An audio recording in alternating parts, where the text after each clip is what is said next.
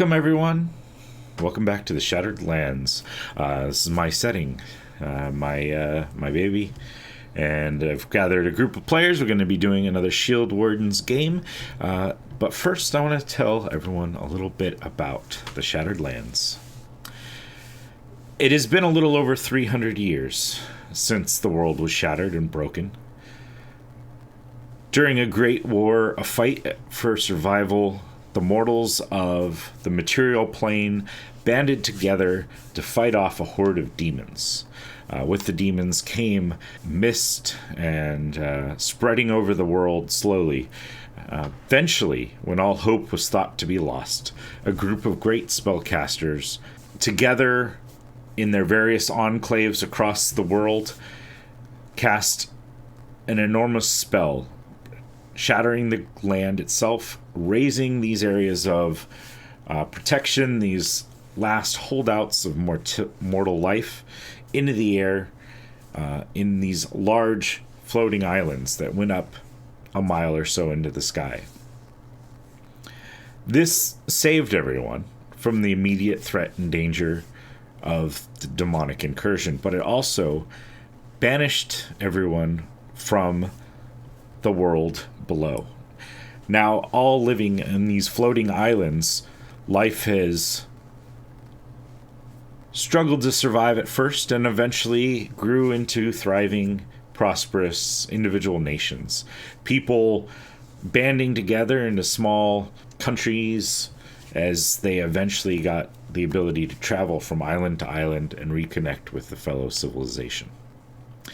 Now 300 years or so have passed, and we're going to be focusing in an island nation area called the Lei Tong, a remnant of a former society from down below. They have formed into a society somewhat similar to like a Greek or Spartan-esque sort of world, where there are a bunch of mandatory military service people and lodges that have formed that are kind of like very specialized units. In particular, this group have all been members of, or mostly all been members of some lodge, with a few exceptions based on some special circumstances that have happened. Now been drafted and gathered as the Shield Wardens for a very important woman, the High Priestess Theodosia Macrili. And they have been tasked to keep their eyes and ears open as they travel with her as her honor guard, as her shield wardens, to the Feast of Heroes, which is where we will be joining our party there. So at the Feast of Heroes is a special dinner party kind of thrown together, or more like less dinner, more like hangout party, snacks and drinks and all that stuff, thrown to honor the heroes of the nation, or heroes of the kingdom. The Lei Tong itself is a series of like 11 islands that are all ruled by a king, and then each island has their own king, and then they appoint every couple of years their kind of king of kings that kind of rules the overall Lei Tong people for a while. This particular party, thrown by Lady Marina Galipos, who's the head of the Galipos family, a former member of the Hippogriff Lodge, and her family has been providing hippogriffs for the use of this lodge and for other sail across the island for quite a long time now, and has afforded them great wealth. Since her husband has passed, she has taken over full control and run of this party. So the estate is surrounded by 10-foot high white stone walls. A large iron gate hangs open as you guys approach in the carriage of the High Priestess, who is sitting there stoically dressed in white long robes with very fine golden intricate like filigree onto the sleeves, around the fairly modest dip in her dress, and the frills around the bottom. Chiseled into the stone walls as a relief are images of warriors clad in armor, shield, and spear, crouching towards the opening as if to accept a charge. The shields are decorated with various takes on a hippogriff. The path towards the estate is paved with tightly laid stones and lined with olive trees. Green grass spreads over much of the estate, with various plants worked in along the walls and in small planters here and there along the well-kept grass grounds. As the carriage takes you up the path, a long white marble building stretches out with large columns that rise 20 feet into the air, marking the entry to the mansion. 10-foot high double doors of dark wood rise high and hang open at the moment to admit the trickling stream of guests to the interior of the estate. You see before you a cart pull away as a few people enter ahead of you guys. Your cart will pull forward slowly to deposit you in the front of this mansion estate. Just really quickly, before we get too far into this, we are using tokens from Hero Forge, which are used by permission. However, we're not sponsored. Anything we say or do here does not reflect any of their views or beliefs, as well as the map, as you can see on stream, is made by Dungeon Alchemist, a new map making program. Again, in the general license, we're allowed to use this. However, we're not sponsored, and by no ways do any antics we get up to reflect anything they would care to admit. So, you guys are making your way up. Who steps out of the carriage first? And maybe give a brief description of what your party garb might be, and kind of an intro to anyone who might be joining us for this official session 1. Roll the dice. Let's see. I got 4 of you. I will roll the dice and I'll pick 4 of you guys. All right. 1, 2, 3. Lucius, since you're new to the group and you're the one I rolled, you get to start us off. So, you say this Roman-looking warrior coming out of the carriage. He's about 6 feet tall, long black hair, black beard, brown eyes. He's wearing his armor, but you can tell underneath he has like a purple shirt, and then he has a long purple cape, and he's holding in his other arm his helmet with his spear. And he gets out, and he would open the door and hold it for everybody to get out. All right. Next out steps small. What are you, halfling or gnome, Peos? What you describe as you step out? Pios looks at everybody. It's fine. I will go next. And steps out. He's roughly maybe 3 foot. He is a gnome. This time around, you see him without war paint. Almost dressed similar to the way he normally is, but finer. His furs that he has are of the finest quality. He still carries the badge of honor of his lodge in the colors of his outfit, and where they all meet is a large brooch of a badger, the same badger design that you saw on his shield. His hair is also spiked up like normal, but instead of berries and juice and things like that, it is of the finest of oils. And he looks around, shakes his head. This will do. and continues walking. All right. After Payos, you see Hendrix pop out. He's a human, around 5'10". Average looking clothes underneath. He has a studded leather that's been polished up from all the studs. Over that, though, he has a very, very nice and elegant overcoat that he's taken full advantage of, having to this event. He doesn't get to wear it that often. You can see it's not been worn that much, to be honest. A very nicely polished rapier on his hip, with almost like his shield decoratively placed upon his back. Colours of either like a dark olive green with almost like a light brown trim around it.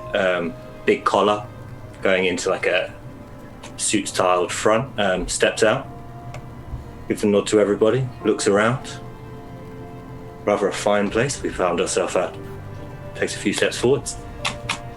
Alone in the carriage with Theodosia, Randall leans into her and says, I don't reckon this is a good idea, mate. Honestly, I don't think it's a good idea you bring me here in any way, shape or form. I mean, for a number of reasons, but mostly, I just don't know, man. These people, they give me the willies. You know that, right? Oh, yes, of course I know that. But I have every confidence in your ability, young Randall. I'm just saying, you see me disappear, there's a bloody good reason for it, all right? There is alcohol. Plenty of it. Yes. And with that, Randall's going to step out and he's going to take a look around and hold out his hand to help the lady out the carriage. You're seeing a man who, not wearing his customary cornrows, but instead had his shoulder-length hair tied up into a high top-knot ponytail, slicked back. He's wearing fairly plain white three-piece tunic and long trousers with a black waistcoat. He has set around his wrists by his cuffs. His cuffs are made up of checkered black and whites. And if you were to pay close attention, you may notice that his cufflinks, one is that of a smiling mask, and one is of a sad crying mask. Classic happy tragedy play masks. And he still is wearing his customary small New Jack City black shades as he's helping her down. She takes your hand and steps out of the carriage, slowly walking forward, and the carriage will kind of, once the carriage driver sees that you guys are clear, will start clambering along, pulling away this very fine white coach with gold trim and large white draft horse that's pulling it. And she'll step forward and smile and gesture towards the door, of which there's two guards standing there, just kind of like in very stoic poses. They each have gleaming silver armor and these like kind of brown cloaks that hang down, and they have hippogriffs upon their shields as they stand there. The doors kind of hang open for you guys there, and it leads into a small open like entryway, foyer sort of thing. She will step forward and kind of like walk through you guys and lead the way in to the party, getting forward and waiting here by another guard similarly dressed, and she hands him her invitation. He takes it, gives it a quick look at it. It glances at her, recognizes her. She's the high priestess of the island, so well known. And then another gentleman kind of steps forward. He's finely dressed in like a dark dark blue, almost black, like suit with a kind of high collar, silver trim along it, and looks to be probably a half elf in his early 20s or so, with dark hair that is slicked back, cut short, and kind of, you can almost smell this like perfume coming off of the man, and his cologne's a little stronger than probably anyone has the right to wear.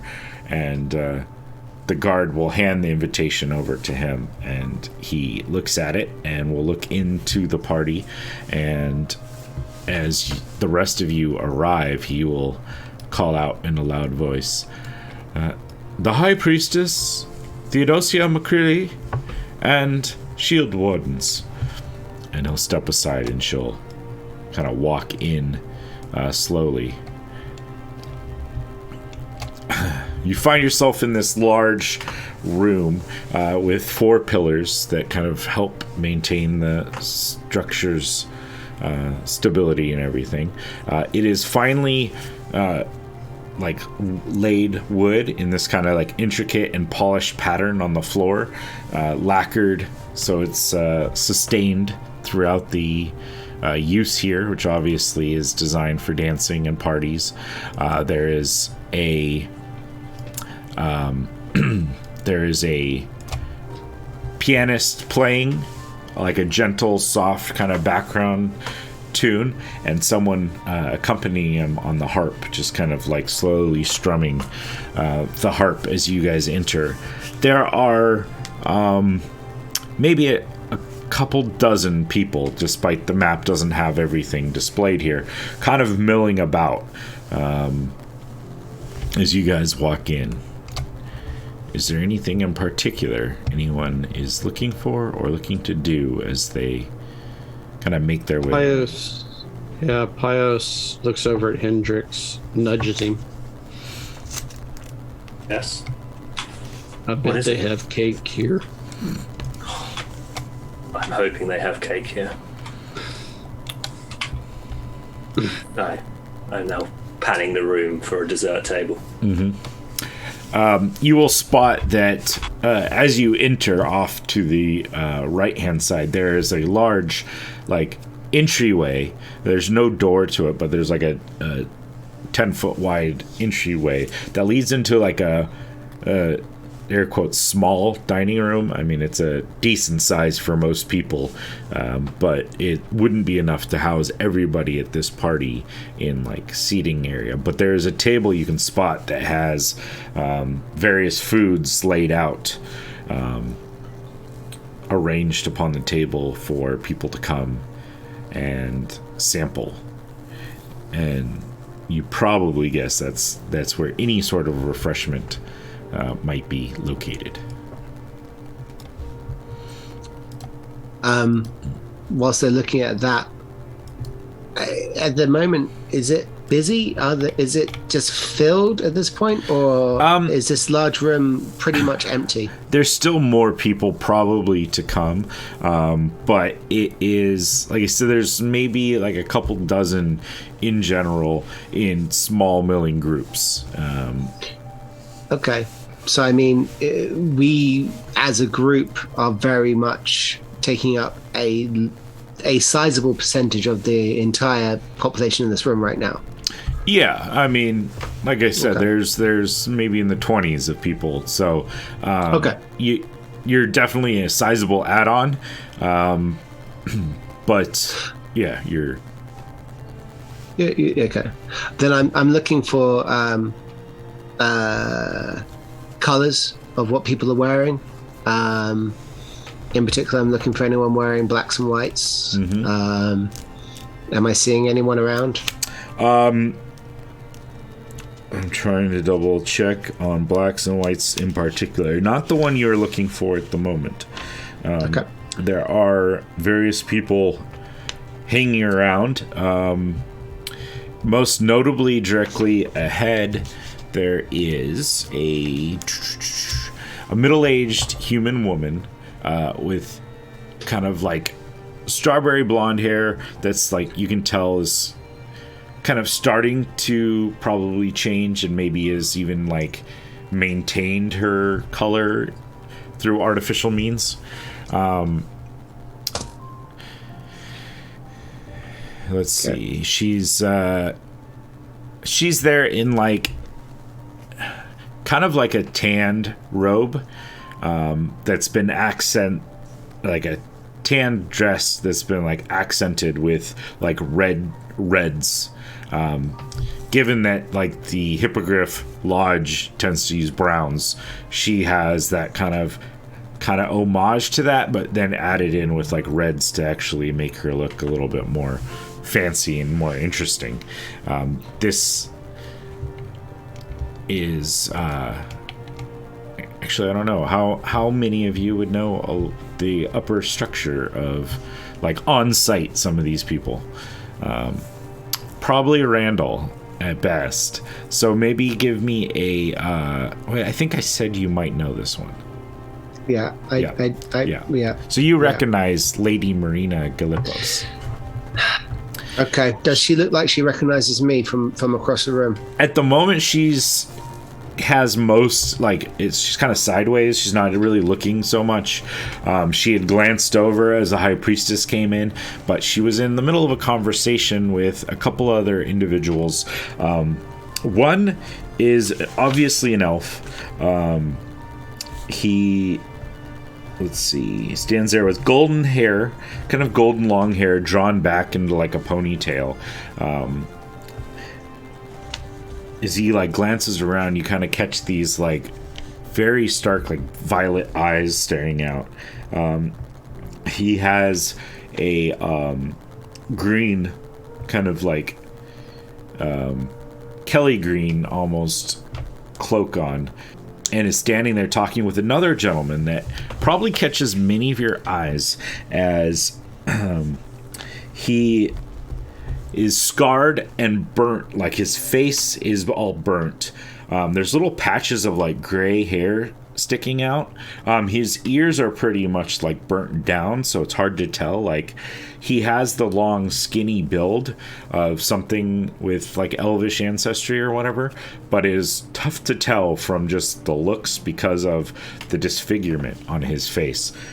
High Priestess, is there anyone we should take note of in the room that you see now? She'll look around, and I apologize for anyone watching that we're all in the wrong screens, but I think the minute I fix it is probably the minute he comes back. If I lean a certain way, I'm in my square. Yeah, I think I'm the one who is, for the most part, not in any squares. So just, you know what? I'll become a disfigured voice for a moment. Let's see. All right. She leans over to you, and she'll look around. Well, not entirely sure which is the worst at the moment. And she's kind of going one to one. Let's see. Who did I have on that map already? Grady. Let's see. She'll nod over towards a gentleman up kind of against the wall. In fact, I think he's blocking a toilet entrance, so maybe he's over by the pillar. And nod to him. Sorry. You're good? I got literally to a point with an elf with a blonde ponytail. Okay. There we go. Everyone's in the right spot. So there... All right. So there was an elf with a blonde ponytail, violet eyes, wearing kind of like a Kelly green robe on, speaking to the lady. There's also another gentleman standing there. His scarred face, like it's like burn scars all over his face and head. His ears are kind of like burnt down, so it's hard to tell his ancestry. However, he has that tall, skinny kind of look of like an elf. His hair is kind of like patched where the scars allow it to grow, and starting to like, it's kind of like a graying. It almost looks sickly, and at first look you're like, you know, it's definitely something that catches you off guard. And he has long blue robes on, and actually everyone give me a perception check to see just how much they spot from across the room. Hendrix had asked Theodosia if there's anyone to keep a lookout. And she looked around, and the only one she kind of nodded towards was a gentleman standing over by the pillar. And he is, he's got like dark hair, combed to like one side. He is probably like in his mid-30s or so, and she'll nod towards him and say, "That over there is a merchant from Desland, one of our neighboring allies. I'm not sure exactly what he's up to, but if there's anything of interest that you find, that might be helpful in any negotiations that might be going on." Yeah. Interesting. Alright, so let's see. Perception checks. We had a 24 from Hendrix. So you would spot on the one I was describing with the scarred and burned face. Upon his blue robes, you will see a silver tree that's like over, like it's embroidered into the robe he's wearing. And whereas some people like, I guess the other elf that's there is kind of wearing a robe. This gentleman, it's very kind of like a scholarly looking robe. So there's a silver tree over his left breast, and with a sun underneath it. So there's like a sun emblazoned there with a tree that's like in full bloom sort of thing over above that. You would also see a different looking tree. It is a almost like the tree of life sort of thing that like the Vikings use, where it's like, but it's circular with this like kind of tree that kind of folds into the circle that forms it. Anyone who would like to get any information on either of these individuals, we could do like a history check or something that you think would be relevant. Try a history with the sun and tree. Okay. I'm not expecting much, though. I'm not really doing much investigation at this point. If anything, I'm just trying to merge into the background, trying to keep out of any position where someone might catch me looking at them directly. Yeah, no problem. So as you kind of look at this room, the door you guys came in is open right now to admit people. There's the little dining room off to your right-hand side as you're looking in. There is a fireplace formed and kind of crackling with a low fire just to more for ambiance. The weather outside on this evening is nice and like warm as far as the evenings go here. There's a few doors off on the left-hand side, and there is one door that leads on the south side of this building that leads out of there as well. So there's a door down here, and there's doors here and here. Yeah. Just in case you guys decide to roam, there are areas in which you guys can venture around. Lucius is going to try to find like a waiter so he can get a drink. But before I forget, the armor that he was wearing is all solid gold, except for like his spear. And in his shield, he would have the symbol of the ox. But he would go to the waiter and grab a drink, and then he's going to look around to see if he noticed anybody looking at him since he's famous. Yeah, why don't you give, we'll do this guy here in the green here as a waiter. He's dressed in like a very dark brown to kind of match somewhat the theme of the house colors and the lodge colors of his mistress. It's like almost black, is that dark of a brown with like silver trim along it. He comes around, he's got a tray full of like, it's gonna be red wine, at least at this point in the party. He's like carrying that around. There are other You can probably spot other drinks and bottles that are in the kind of dining room, but this is one that's kind of walking around. Hendrix would not recognize the symbols on their clothes. Not really his circle of things. Am I seeing where the waiters are coming in and out of? Is there a staging area which is away from this main room? So let me make sure the feed can see everything.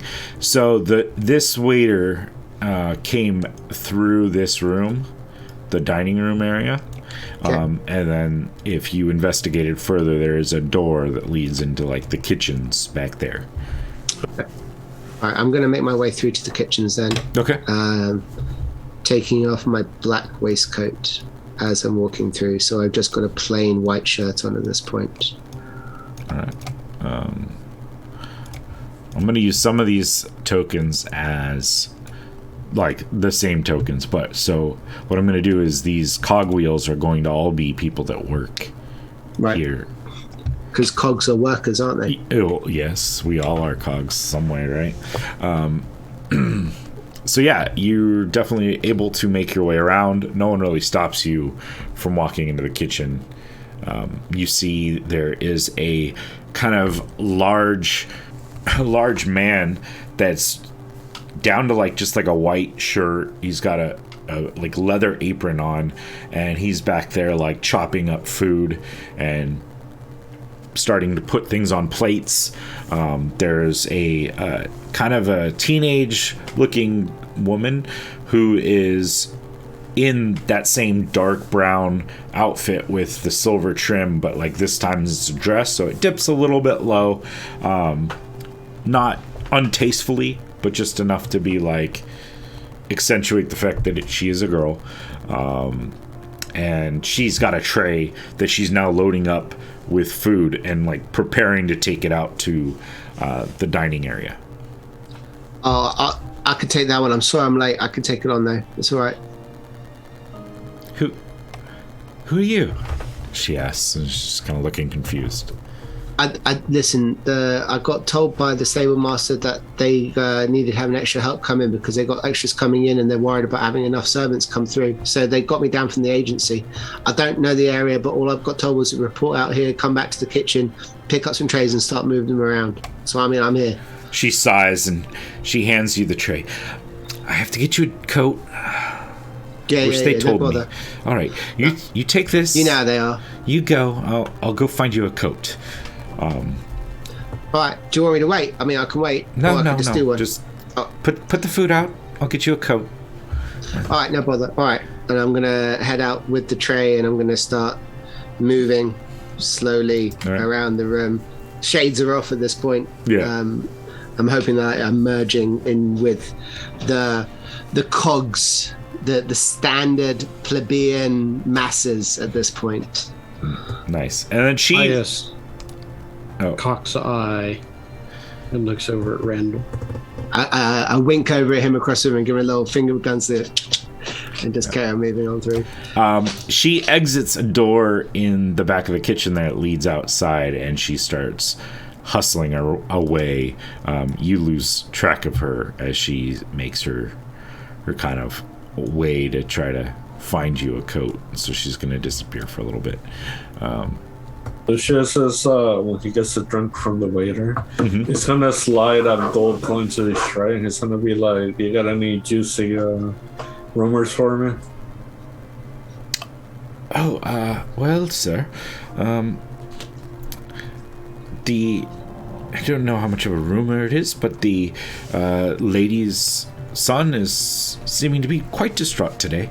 He's in the dining room, kind of pouting, but don't say I said that. But I can keep an ear out for anything more juicy if you would like me to keep that ear open for you. I'll give you a wink. That would be wonderful. And he will slide another coin in, and he'll wink at him and tell him, make it worth my time. He'll nod and then start kind of like walking around with the tray, pointedly getting a little closer to different groups as he goes. Cool. Anyone else have anything in particular? I think Pius would be kind of just casually walking around, but eventually find himself off in a corner and just eyeballing people, particularly strange, unusual people. Keeps an eye on Randall just to make sure he's doing his thing like he always does his thing. And in case if he needs any assistance, I'll be able to jump in when need be. As he reaches into his pocket, he brought his special rock with him. Okay. Is there any Goliaths in the room? Not at the moment, anyways. Let's see, really quick. You hear the announcer, the caller at the front door. I'm trying to find what I want to use for these people. You know what? We'll just use this.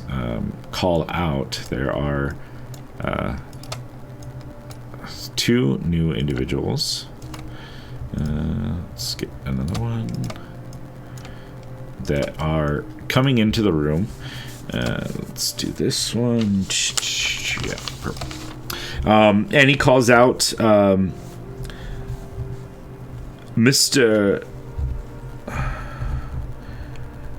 Jessen Adonna and wife Melanie Adonna.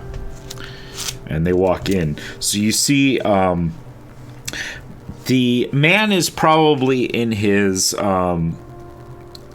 late 50s, maybe early 60s, kind of like white hair, very thin, combed to the point to try to hide how little hair he actually has left. He's got this weird like comb over thing going on.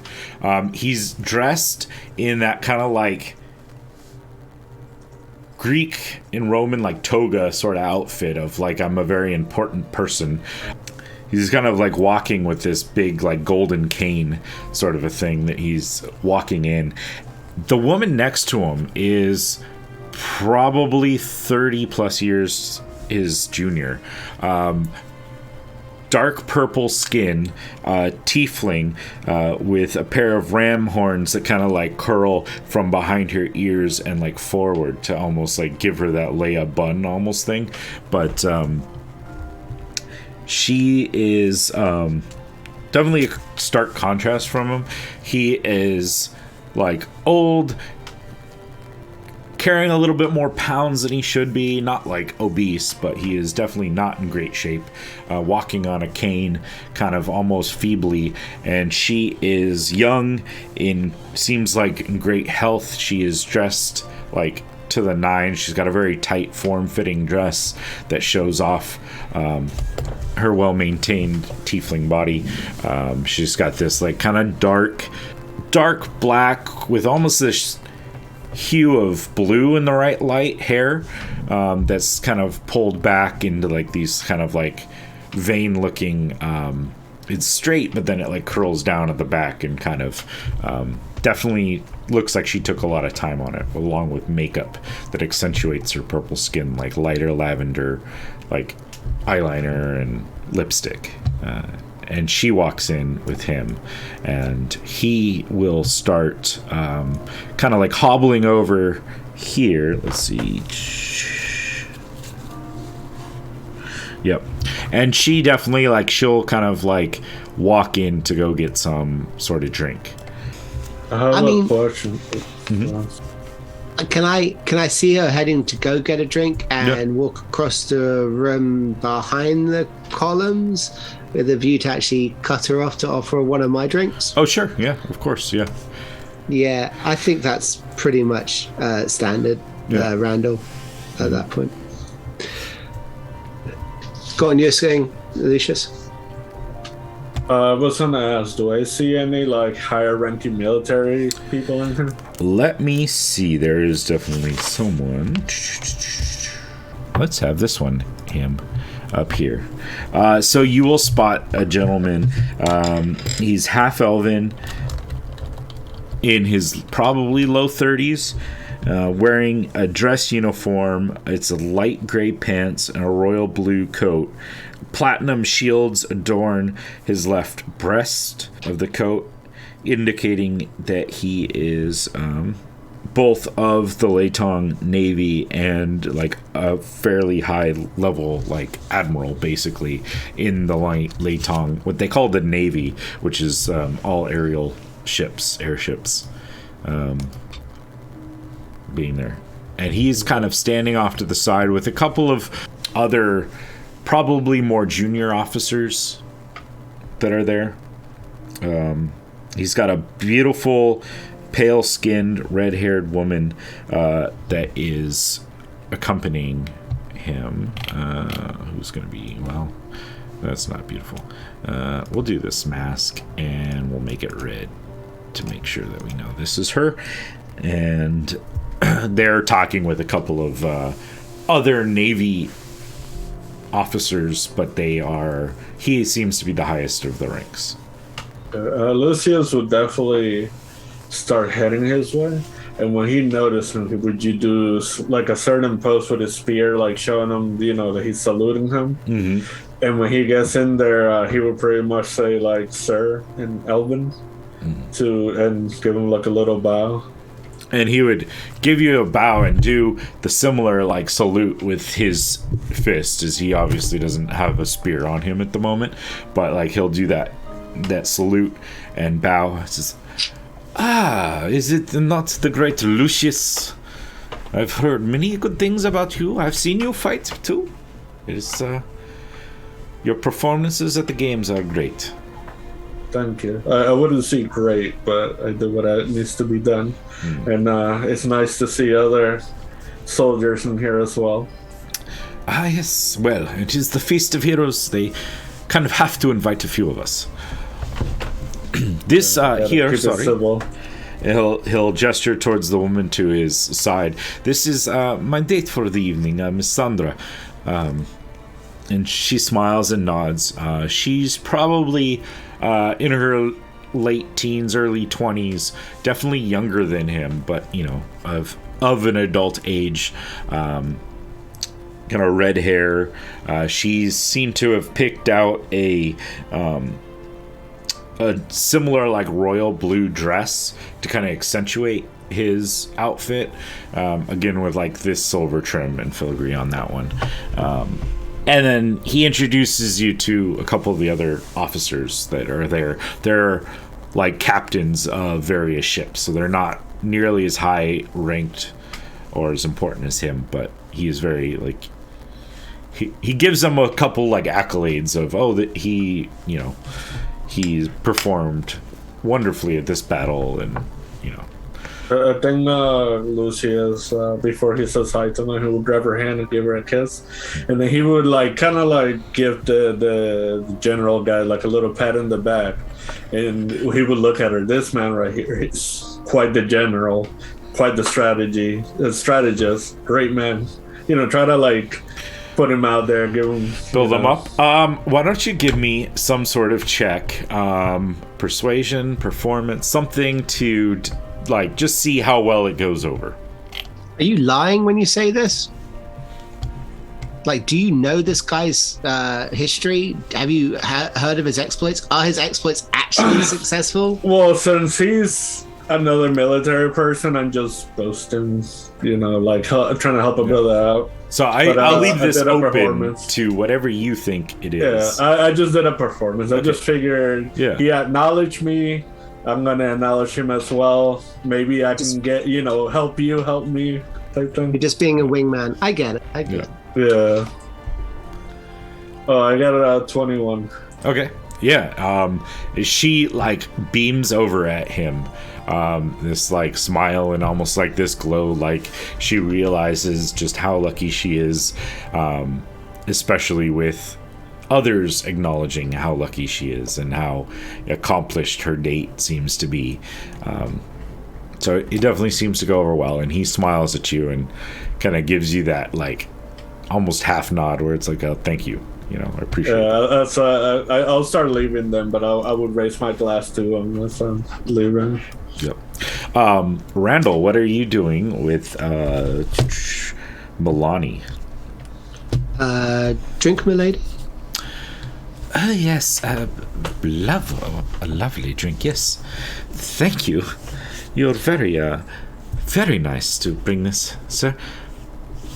No, that's part of the service. Is what we're here for, really, just to make sure that everyone gets exactly what they want.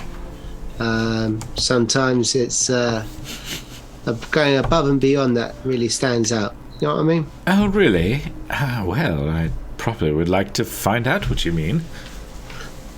Really? I mean, you say that, but I can't help but notice you come in with your father?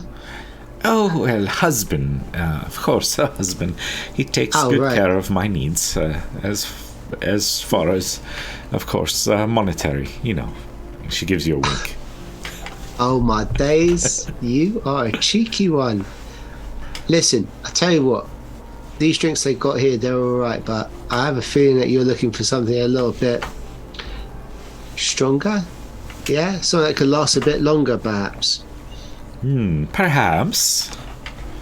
All right. Well, I'll tell you what. Maybe come and see me in a bit, yeah? I'm around. I'll keep my eyes open.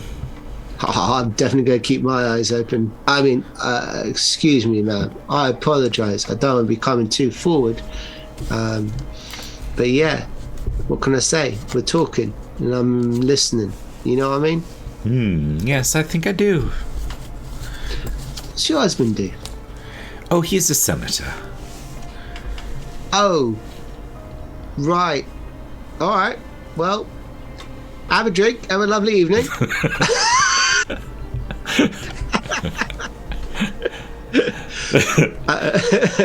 She'll take the wine and she'll kind of meander around, saying like hello to a few people, and she ends up kind of coming back over here, joining where like her husband is, and he shortly will like end up moving on after she joins that party.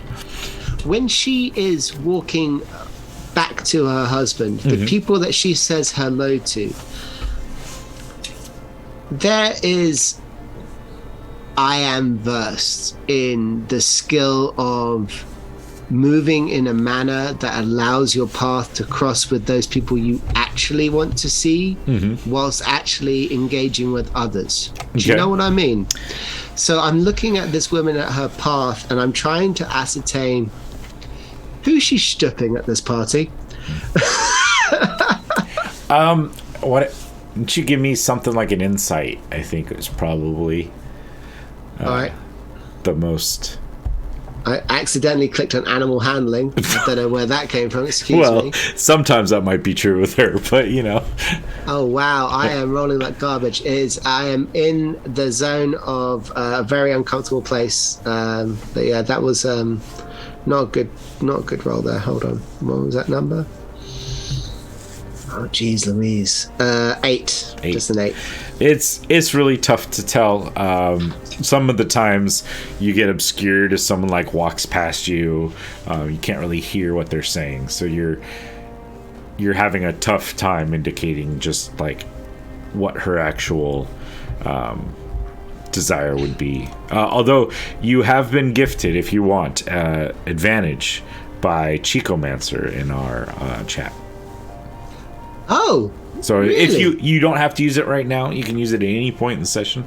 But if you wanted to use it for any of these, feel free. I will say that over the course of the evening, I am gonna, as I'm making my rounds over the next half an hour, I will be keeping an eye on her, because there's a point where someone is going to be looking over their glass towards someone on the other side of the room, and I want to be able to catch that look when it happens. Yeah, but everything about the vibe of this woman suggests that I can spot a married woman who's having an affair, and this is definitely a woman who's having at least one. Fair enough. I mean, I'll give you that for sure. Her interaction gives you that idea. You're just unable to ascertain who or what is going on specifically. And also, as I'm saying, making my rounds, I am keeping to the perimeter. At no point are you seeing me cross the floor. I'm staying on the outside of the pillars, and I'm keeping to the outer edge of this main hall. A gentleman walks in and is then announced, Marco del Torino, and he walks in unaccompanied. He is wearing a bright red coat with tails, gold trim, bright red pants, also with like this gold intricate embroider that kind of comes down the side, and this kind of like floral, almost like Spanish luchador, or not like luchador, but like, what do you call the bullfighter kind of look to him. Corridor, there you go. With a rapier strapped to his side. It's got like gold trim, like this gold filigree on it. It's very fancy. Everything about him is fancy. He's got pulled back, slick black hair in like ponytail. It's been kind of oiled, so you get this little shine to it. He's got a trimmed little black goatee that comes to a point and has been like finely sculpted and oiled as well. And he kind of like walks in and surveys, like almost takes in the area like I own this place, like surveys it, like looking around, very haughty. I am loving everything he's wearing, and I am letting him know that I am looking at him, like his dress sense, the way he's walked in. I'm just in awe at the moment. I'm like...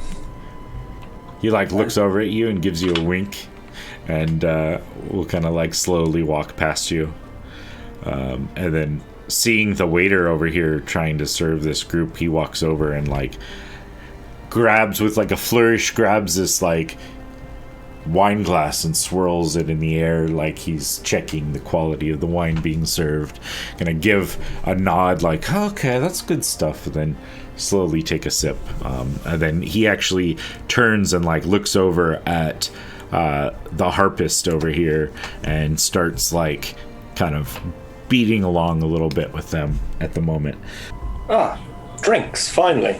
And I'll turn and then realise it's Randall. Like, what? Thank you. What are you doing? It's a bit of a flash bastard, isn't he? Look at him. It's completely jacked my style. Look at that. Red and trim. It's got everything about that bastard is exactly what I have. Oh my god. Yeah, but it's pulling off so much better. I mean... Oh, you are unbelievable, mate. I can't even believe... I am... How very dare you, sir? Sir... And just for that, you don't get any more drinks. Well, you better, because I'm taking them away from you. Oh, I'm raging. Pure. I'll offer one drink to the high priestess next to me. Would you like? Yeah, yes, thank you. She'll take it and hold it up and like as like a... I'm going to try and mimic what I saw Marcus do as well. She'll smile as she looks over at you. Says... She gives it a brief sniff and a sip. But 4-year-old? Yes, it is a decent enough one, I suppose. 4 years old, you say? Shall we mingle? Yes. And I'll gesture towards the floor. Yeah. She will walk with you over to this group of people that have kind of gathered over here. Keep blocking the bathrooms, but whatever. And that group. Yeah. Sorry, off to the side. Make sure the stream can see all this. There you go. Yeah. So she'll gesture over to the group and she'll lead over and she'll smile and look at the group and nod. And she looks at the one gentleman over there, nod to the one that I have as the tree there. He's got red hair. He's a human male, probably in his late 30s, and he is kind of like talking kind of loudly with the merchant there, the Grady that she had pointed out earlier, and she says, Costas, I am surprised that you have made it here today. I am so glad that you could, though. And the senator kind of nods to her. High priestess, thank you, my dear. It is always a pleasure to be graced by your beautiful presence, your amazing greatness here. And he kind of like goes on, and it's almost like he's just speaking gibberish to like hear his own voice. Like, you know, those people that like they talk just to talk. He's definitely putting off that vibe. And he goes on for a little bit about that, and then he's like, High Priestess, I hope that you will be helping me in our effort to stop Hele's proposition on the floor. I know that you do not vote yourself, but you will. Your voice in my camp will help greatly. She kind of nods. And, well, I am still, trying to stay out of politics as best I can, sir. And he'll kind of nod, and they start, chittering about whatever kind of random and boring stuff goes on. I'll whisper to the High Priestess, loud enough so maybe Marcus behind can hear, but hopefully not the front people can. So, politics at the party? Oh, yes. That is probably half of what this party is really about. Randall, you spot the girl that gave you the tray. She kind of appears in the doorway, gesturing for you, and gestures for you to head back towards the kitchen. I head on in. And then she goes in, and she's got with her this small coat that matches their outfit. The dark brown with the silver trim on it. I slip it on, making sure that I can actually tuck through my cuffs, and my cufflinks are actually still showing out the other end. Mm-hmm. But otherwise, as I'm a small halfling, that should fit me pretty nicely. Yeah, it seems that she was able to eye you up and kind of get you, so then you now have, you definitely look like you are a servant here. Lovely. Thanks very much. Appreciate that. So, what was your name? Serena. Serena, nice to meet you. Appreciate you. Randy. So look, I've done a couple of tours around there with the drinks and whatnot. Do we, I don't know, was this, do we have any like amuse-bouches or any hors d'oeuvres out there?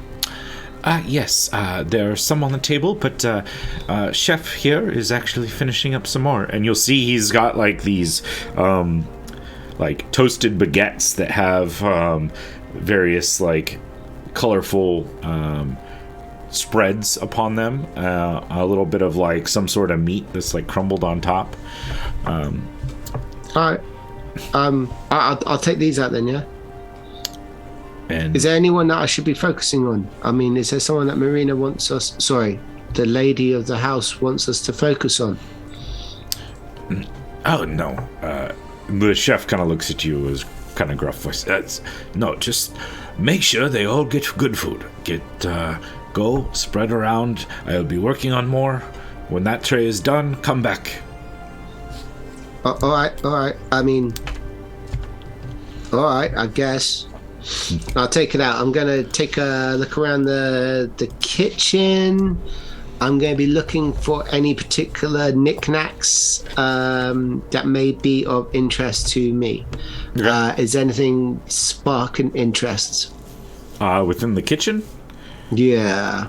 I mean, it's pretty standard kitchen sort of fare, save that it's just like everything seems to be like a decent high quality. Like you spent some time within kitchens, and you spent some time, at least like within taverns and stuff. This is definitely of like a high house's standards, something more similar to a wealthy family would have. Okay. So I was looking for anything like of a black and white motif. I'm trying to think. I mean, the floor tiles are definitely the black and white look to it, but there's not really like anything in here I think that really strikes you as Okay, It's that's just interesting. I give it the once over. And I'm like, all right, fine, fair one. You hear from move on through the other room. The caller call out again, Senator Hele McCulty, and those in the room will see a silver-haired woman with her kind of like hair pulled back and tied into a bun. Yeah, she walks in. She's also like, she's in a dress, but that's kind of reminiscent of like kind of like a toga-esque thing, kind of the symbol of being a senator, and wrapped this white dress with like part of it like wrapped around to hang over, almost like a shawl sort of thing over the top, over one of her shoulders with silver trim. And she walks in, silver-haired, and she glances over. Those in that room will spot. She glances over and kind of snarls as she sees the group off to this side over here with Costas, the other senator, and one of the other senators. And she'll start making her way over, and she'll intercept the older senator that came in with the tiefling, the Jessen Adonna, and she'll start talking to him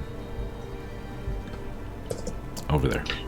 So there are 3 senators in this room just now that we know of? Yes, so there's Jessen Adonna, which is the right here. Yep. We have as the dragon, just because that's what I grabbed. There's Costas over here, and now Hele joined over here. Okay. 3 too many. Was it Adonna, the one who was giving the flowery speech, saying that how the high priestess needs to rally against Hele's Costas, position? the one over here. Costas. Yeah. Okay, so Costas is in a position. Okay. Yeah. Okay. Thank you. I was curious. Under my mini, there's just 3 people. So the guy who's burnt, he's one of them, right? Yeah, let me zoom in here. Sagranis. Did I spell that right? Yeah, Sagranis here is burnt. Yeah. In the long blue robes with the silver But then trees on. Lucius would go up to him and raise his glass and just go, "My lord, my lady," and wait for them to speak. Marina, the hostess, will smile over to you. Oh, yes, the great Lucius. I was very pleased when Theodosia told me that she would be bringing you. Oh, have you met Sagranis Delathon here? Haven't had the pleasure yet. And he'll smile, and he'll kind of reach his hand out, kind of almost weakly, like it almost quivers in the air as his hand holds out. Sure, Pleasure. Kiss his hand. Why not? Yeah, it's you can see that it is too like kind of scarred, that like kind of burn mark scar, that puckered skin. Very kind, young Lucius. I've heard good things. However, I am not a frequent traveler to the games. His voice sounds raspy, like something has damaged his vocal cords of some sort. Yeah, he would just reply, "It's quite alright. I mean, nothing really special." He'll give a smile, nod. About that time, another gentleman enters and is called out. A1 Professor Silas Crow. He walks in, or off to the side here. Made him already. He walks in, and he has like a short ponytail, like almost like sticks out the back, like a little like nub of hair pulled back. His skin is pale. He's got a dark purple suit on. He's got silver bracers that are covering his forearms, and he kind of like looks in, and he's got these like spectacles he pushes up tight, and he's carrying a book underneath one arm, and he glances around and starts like kind of scurries in, almost seems out of place for a bit as he kind of stands there and like looks about, trying to figure out where he needs to go and what he should be doing. What species is he? He is he's a human. Okay. Male, yeah. So far, Pius has been skirting around the edges, looking, just ever watching, and so no Goliaths so far. No, not yet. Not that you've seen, anyways. Okay. Think so. He looks. You going up to the guy who just came in? No, I'm going to Pios. Oh, gotcha. As he's staring around for Goliath, he's going to hear a voice by his shoulder going, "Drink, sir?" Maybe. What is it? It's liquid refreshment designed to loosen the tongue and allow you to socialize better with others, sir. Uh-huh. Relax, Do they have any mead? Yeah, we've got some dwarven mead in it. Here you go. Of course they've got mead. They've got everything in here, brother. I've got you. What do you need? I'll go in the kitchen and get you something nice. Have you seen anything weird and unusual? Yeah. There's this bloke, right? He's just staring at everyone, eyeing them up, trying to find out how tall they are by his eyes. There are no Goliaths in here. You need to relax. As you guys are talking, Grady, the merchant, and the purple-skinned tiefling exit through that door and start heading out. Did I hear any of their conversation before they left? They just, I mean, you were there. They just kind of held some niceties, and she made a comment about wanting to, she's heard great things about the grounds out here, and Grady said, "Oh yes, I would love to show you. I checked out the outside earlier," and he starts leading her out, and they head out. And I, when Helena first walked in and gave us evils in this corner, did this senator Costas reply in the same manner, or was shocked? Or yeah, he glanced over at her and kind of scowled at her, and this Marco will have like listened to the music for a little bit, and then he will kind of like step in towards this group as well, and trying to like you listening at first, trying to pick up what's going on. I sense some sort of hostility, Costas, between Helena, and I heard what you said to the High Priestess. I'm only curious to see or to know what two sides you're both on. Well, yes. In fact, Miss Hele, Senator Hele, is trying to increase the taxes to expand our island's navy here.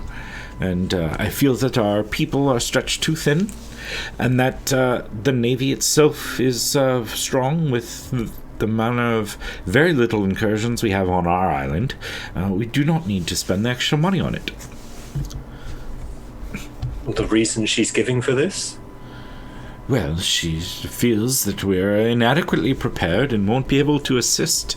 And with that recent capture and kidnapping of the prince, she felt that the threat from the barony of Raznich is too high. But they're merely opportunistic predators, and if the prince wasn't out gallivanting in some random place on the island, he'd be just fine. I really understand that. It was that gallivanting that I believe got me an invite. I was actually one of the people that assisted in his return. Oh yes, I've heard of that. It was an interesting island. Have you ever been yourself? Barony? No, not at all. I would never. You like it? I understand. It's strange. Concern for more navy. And The guy in all red will kind of jump in and say, yes, you must have a strong navy. You cannot let these people overrun your nation. This man is just a cogswallow. And who is he referring to when he says that? He's gesturing towards Costas. Like, this is a party. There's no need for name calling here. Marco, was it? yes, Marco. It is Marco, yes. And you, sir, who are you? You look like a good, strong fighting man, not like this weak thing that has never seen a battle. I raise my glass, do a little bow. I am Hendrix of the Fawn Tips, and I've accompanied High Priestess today with the Shield Wardens. And try and puff my chest out a little bit, build myself up.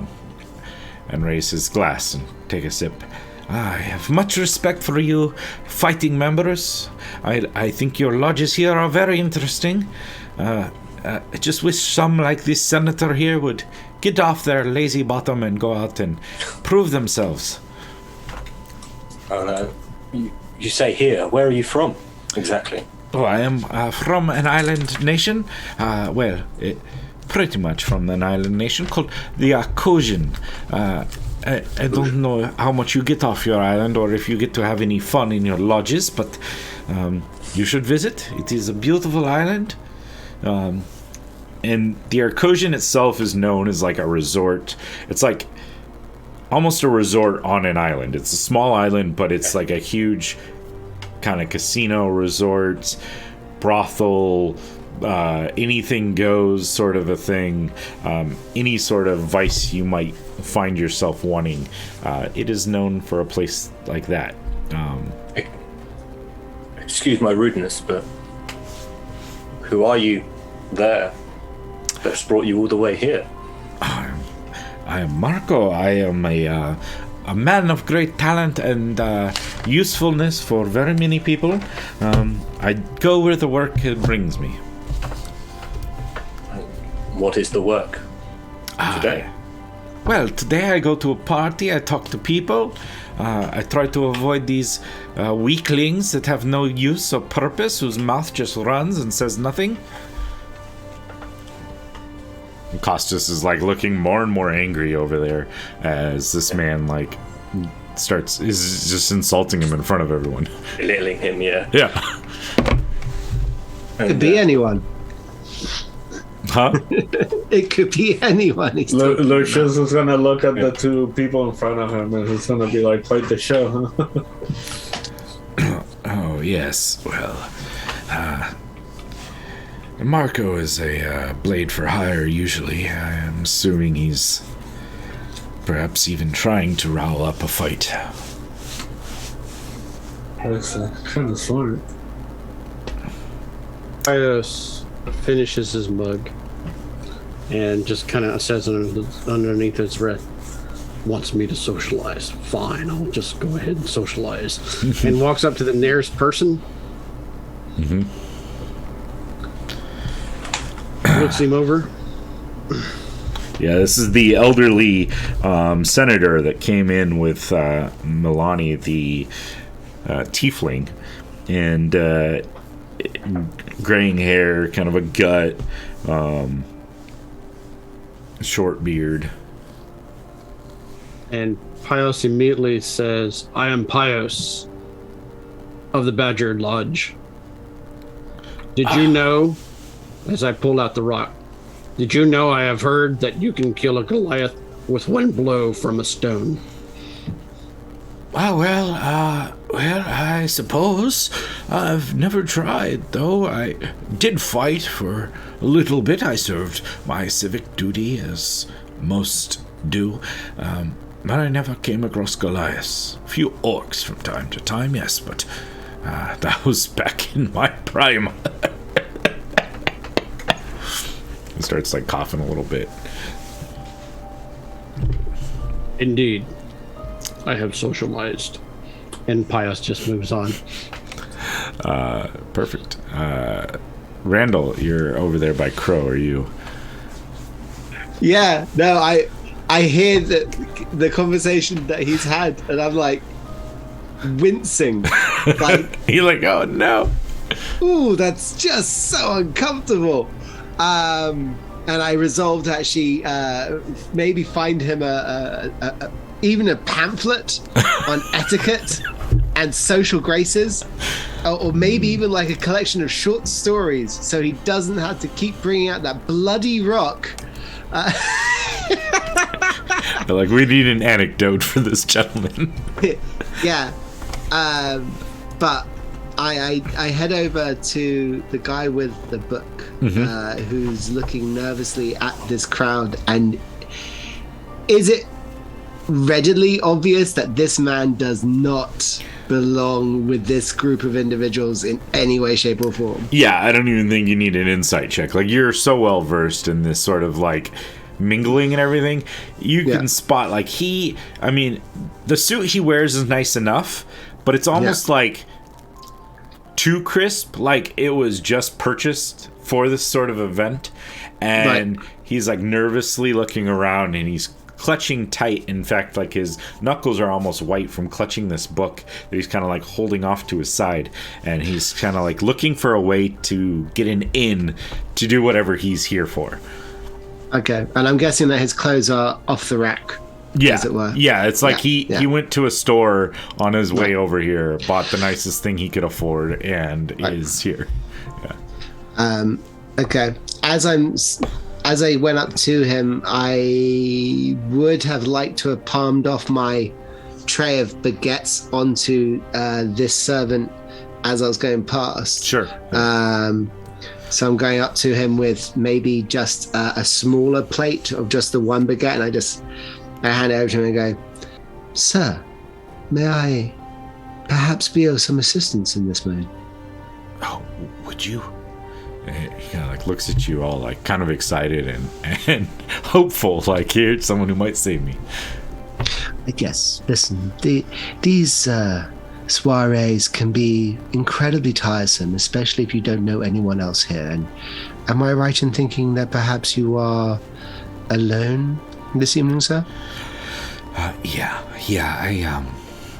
I managed to get an invite, but I'm not good. I'm usually more, I like my books. I don't like people. Right. Okay. Well, let me give you a couple of quick hints for you, sir. And I want you to take it in the manner that it's being proffered. Don't bring a book to a wine party unless it's an actual book reading that you're planning to give. Oh. And judging from the everything about you, the thought of you giving a public reading will probably give you such palpitations as to create an anxiety attack. Am I correct? Yes. Well, the book wasn't necessarily for to read here. It's got evidence, stuff I wanted to talk to people about, but I need to get people with who could help. Do you know any of these people? I know these people. And by these people, I mean, I may not know them personally, but I know these people. If you're looking to have a personal conversation with them, this room is not the place to be having it. May I suggest, and with respect, you can obviously say no, you give me that book, I will place it in a position where it will be sequestered and not under the eyes of literally every person in this room. And you can actually perhaps gain a private audience with one of these individuals that you're looking to gain a private conversation with. Now, if you're speaking about, and I take him by the shoulder and I start walking with him away. Okay. What would be a position where it's away from people? Probably over to here. Okay. Yeah, that looks like the corner that would be best placed for it.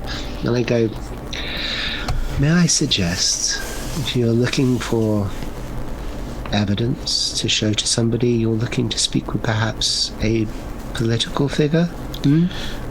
Perhaps political, or someone learned who might understand the importance of what I have here. honestly, I really would like a chance to talk to the great Sagranus, but anyone who might, further my cause and get me closer to finding the funding that I need for my research. What is your research? I would love to know more. And I'm going to touch him. Yeah, I'm going to do that one first of all, just to see whether or not he's actually going to respond to that. Okay. Would you like to tell me about your research, sir? Why don't you give me a persuasion or whatever you'd like to... I'll go with the persuasion. Yeah. Sure. 16? Yeah. It's not super tough. He is already already in that realm of he's excited about this, so it doesn't take a lot, but a little bit. He goes, well, I found references in this book, and he taps the book. In this book, I found references, and they point towards the very possible chance to extend someone's life well beyond that which is normal and which should be used normally. Only via references, of course, but I believe that other books might be found. That and I have some leads, but it does require some funds, some travel funds, some purchasing for the book funds, but the implications, you could have scholars that could live, centuries past their normal lifespan, or perhaps even indefinitely. Great warriors or heroes who could lead the armies from this age to the next. Yes, that's definitely what these rich people will want to do, to give that power to others. You're absolutely right. Well, they might want to live longer, or perhaps even forever. I mean, these rich people always want to those sorts of things, right?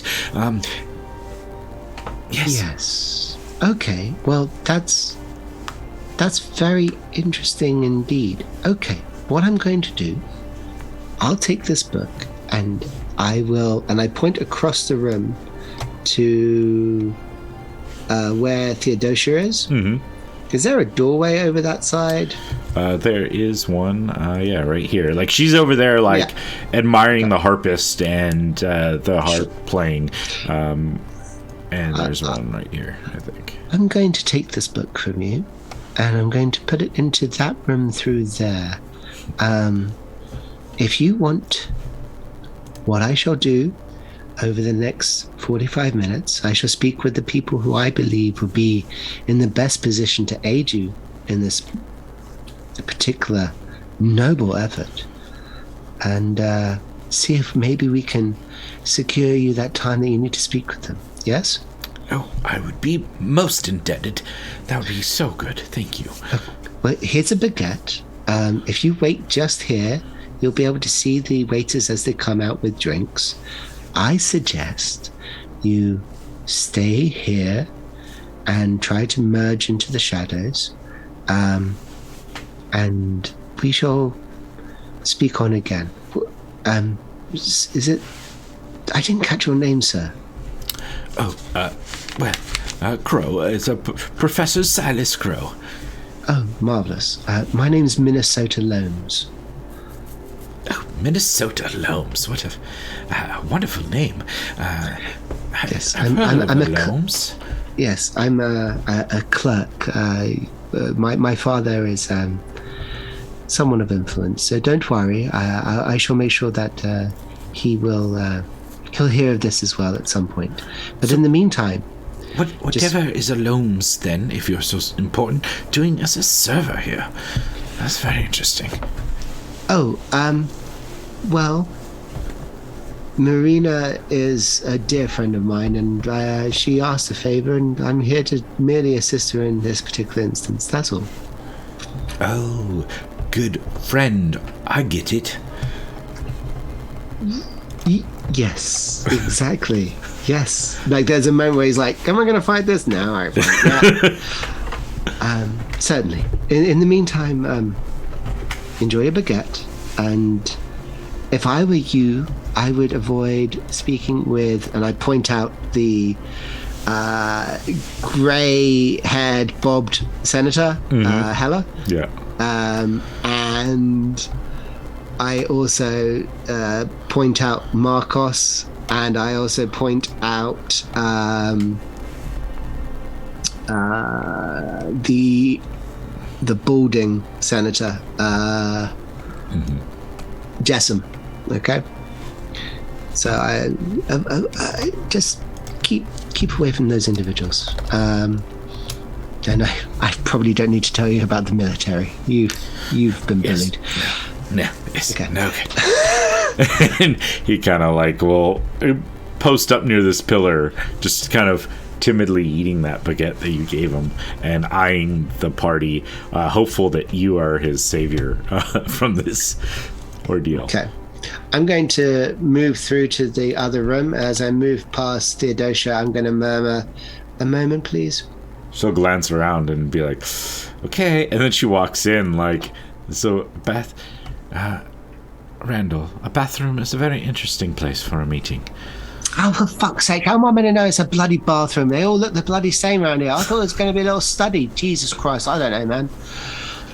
So there's no sign on it. It's not like they've got a little men's on the outside. You know what I mean? Like, God, these people. Listen, lock the door, yeah? Yeah. She reaches back and like will turn a little bit and lock the door there. I'm gonna do a quick sweep of the room, see if I have a sensation that there's any scrying eyes or any invisible beings that may be in the room. Sure. Not with any sense of magic. I'm literally gonna be like chop suey kung fuing my blind fist around the room, like just to see if there's anyone around, like in a little corner somewhere. Just to make you roll something, let's do a investigation check.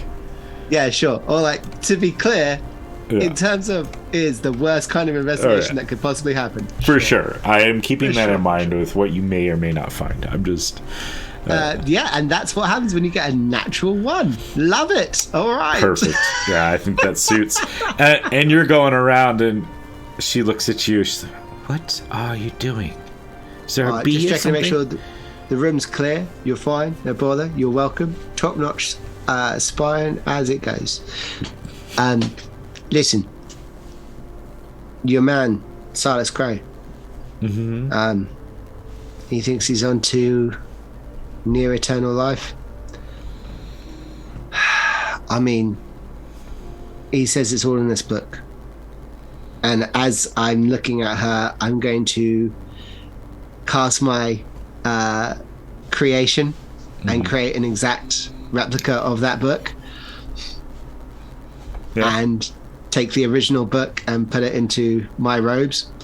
Yeah. So is And this creation, just out of curiosity, does it like replicate everything in the book? Like, so it's an exact duplicate of the book, or it is. Let me read it for you. Performance of creation. As an action, you can create one non-magical item of your choice.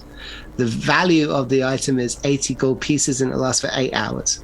So it's really up to your discretion. Let me see. The item must appear...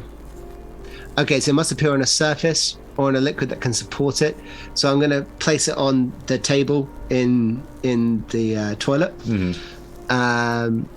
yeah, there's like a counter with a wash basin or whatever. Yeah. I'm looking at it now as a description, and it glimmers softly, which I think feeds into the whole basis of it being a special book. Yeah. Yeah. All right. I'm cool. I was curious. I will say, you probably have to. You take a few moments to like flip through the book enough to get like at least a general mental image of what's on some of the pages.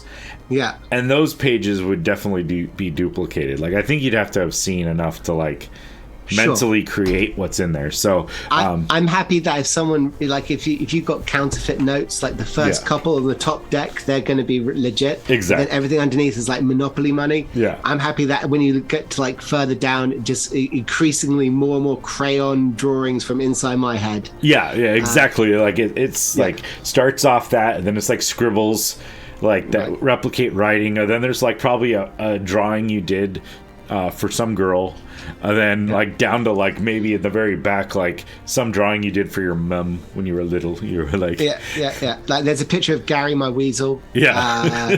At the back, there's definitely a few penis pictures for sure. Yeah. No. Like it does definitely gets reduced as it goes through. Yeah. But if someone was to open up the first pages to whatever they open up, that will be the initial correct pages. Yeah. It's when they turn it over that's going to be the issue. That works for me. I love it. Okay, that's fine. Yeah. I told him that we're going to have someone come and have a chat with him about it later on. I told him to avoid the senators. Who do you want him to talk to? Who do you not want him to talk to? Well, if it really is a possibility of this, we should maybe speak with Sagranis. He knows much and has been around long before the Shattering even. He might have an idea what he speaks of. I mean, Crow wanted to talk to him, number one, as was a primary concern. He's looking for funding. He reckons there are other books out there that's got more information on it. Very interesting. I mean, he's not a Looney Tune, right? I mean, he's not insane. This is a thing that could actually be, from the way you're taking it seriously. Yes. I have some books that suggest certain things of pre-shattering, some artifacts that people have found, and things that suggest this could very well be possible, but it is outside my realm. But I would be happy to grab Sagranis and bring him over. Would you like to join us? No, not even a little bit. But if you tell him that Minnesota sent you over, he'll know what's going on. And I give her a wink, like. All right. She smiles and nods at you like, oh my gosh, she makes, as she turns and unlocks the door, she's like, this is what I have to work with. And starts. Did she take one of the books? Did you give her? No, I'm going to say to her, let's leave this decoy book here just to see who's interested in that, because everyone saw me walk in with this book and they're going to see me walk out without it. Okay. I want to know who wants to go looking for it afterwards. And what are you doing with the original? Oh, that's going in the folds of my clothing, for sure. Perfect. Sounds good. How big is this book? It's not like a freaking tome. I'm imagining it's like A5, thin bound, right? Yeah, this is this book itself is more like maybe like a journal size, maybe about the size of my notebook sort of thing. Right. That I'm using. That's going in the top pockets. Okay. For sure. Or in the deeper recesses of my robe. Yeah, probably needs to get like tucked underneath your coat or whatever somewhere. But yeah, you'd be able to secure it in some manner. All right. And she will exit and come over where Lucius and them are. And Lucius, you'll see the High Priestess walk up. Sagranis, if you would, there's a gentleman that I think I'd like you to speak to. I've been brought to my attention. He has some interesting, perhaps pre-shattering information, and I thought maybe you could shed some light on it. Would you like to join us, Lucius? Absolutely. As that conversation is happening, I'm gonna get Silas's attention from way across the room, and I'll be like, "Oh, okay, yeah." Oh, she's going over to him. All right, that's fine. Yeah. She'd rather us not be as public, and Yeah. In that case, I'm not going to do that. I thought they were heading into the toilet. Farewell. Okay. Oh no, yeah, they're gonna. Yes, go. I think when they walk over, they probably hear Pios talking to Garrett, and who's the other person? Garrett and his date is Sandra. And who was Garrett exactly? Garrett is like an admiral of the island's navy. Oh Poor yeah, girl. yeah. Pios would definitely be talking, and you overhear him. Yes, the flesh was just rotting off the corpse of the body. It was just as we was riding down the way it just sagged and the smells were just horrendous, but we just kept going and going and going. I love it so much. It's so awkward.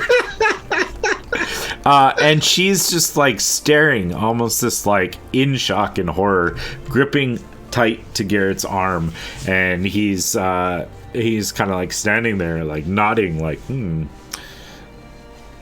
And in fact, he almost forgets she's there, and he starts going to, well, you know, there was a time we went out and we were attacked by a group of their vampires. Those guys their fighting techniques is very different. And he starts going into a little bit about like the fighting strategy of the baronies, like fast, quick ships versus their kind of bigger, more firepower, more armored ships. Yeah, Pius would be actually into that, really. He's asking strategic questions on what would be the best way to defeat such enemies and stuff like that. And then pulls out the rock and says, did you know that I have heard that you could kill a Goliath with this polished stone? And nearby... They had one, did you know? And he nods. Nearby... the High Priestess and Sigranus and Lucius all walk up to Mr. Crow, and she looks over him. I'm told that by my good friend Minnesota that you had some information that you wanted to speak to us, and in particular Mr. Sigranus here. And he looks very nervously for almost like, oh my god, like this is what I want, but I don't know what to do. And he will start into it, and looking over at Sigranus, especially trying to get his attention. And he will start telling him, I found this book. I'll show it to you in a bit. We found this book. It's got references to ability to expand life, live on for much longer. And he goes on describing this for a little bit. Is there anything else that anyone wants to do while this is going on, or what are you up to over there, Hendrix? I'm going to notice probably the Marcus's drink is probably empty at the moment, and just give him a nod and just say, I'll be back with more, and walk away. I'm going to actually head towards the dining room area. Okay. And survey the table, see what goodies there are. Yeah, see if there's a nice bottle of something. Yeah, there are a few bottles of wine out there. There's a bottle of something a little bit stronger. In fact, where are we at? So there is a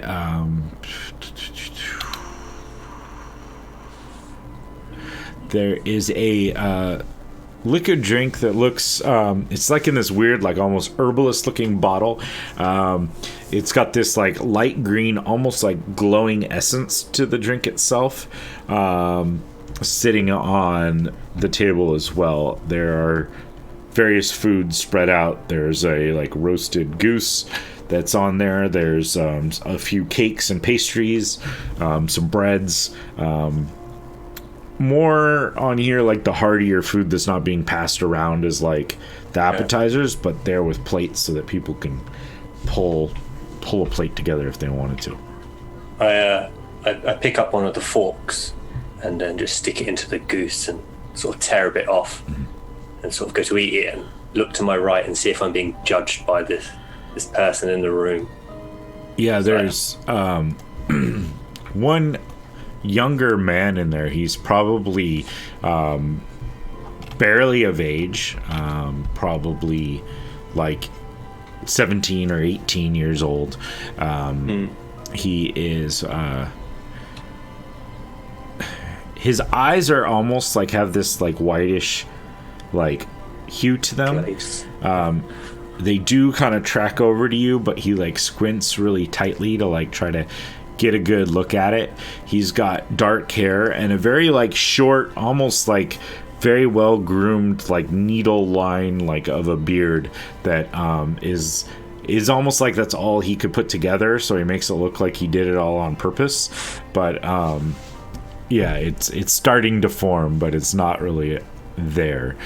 He definitely looks like upset, and he keeps glancing out at the other room, and he's got like a cup of wine that he's gripping really tightly, and he's like sipping it and like taking big gulps of it from time to time, but he doesn't say anything to you. He just kind of in fact, he's eyeing you as best he can, but it seems almost like he's got this like slight glare as he's like looking over at you.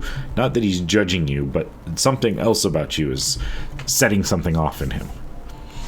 His clothes, does he have any insignias, any markings which should tell me a little bit more who he is or where he's from? He is wearing a like similar tan robe to Marina, and he's got a little symbol of like a hippogriff on his cloak, but it is instead of like being silver or gold like the others, it's like a red hippogriff. Interesting. Can I grab that bottle of green alcohol and head towards him and say, would you care for a drink with me, sir? You would drink with me? Yes. You seem as good a person as any. I could use one, I suppose. Yes, thank you. And he'll finish off his wine and just like hold his glass out. I'll pour him a drink, and I'll pour myself one, but I'll cheers him and wait for him to drink it first. He'll take a drink and he'll. Oh, that's good, strong. That's good stuff. Take a sip. It's a weird consistency. It's this like it's smooth, but it's like has almost creamy texture to it, like as you drink it.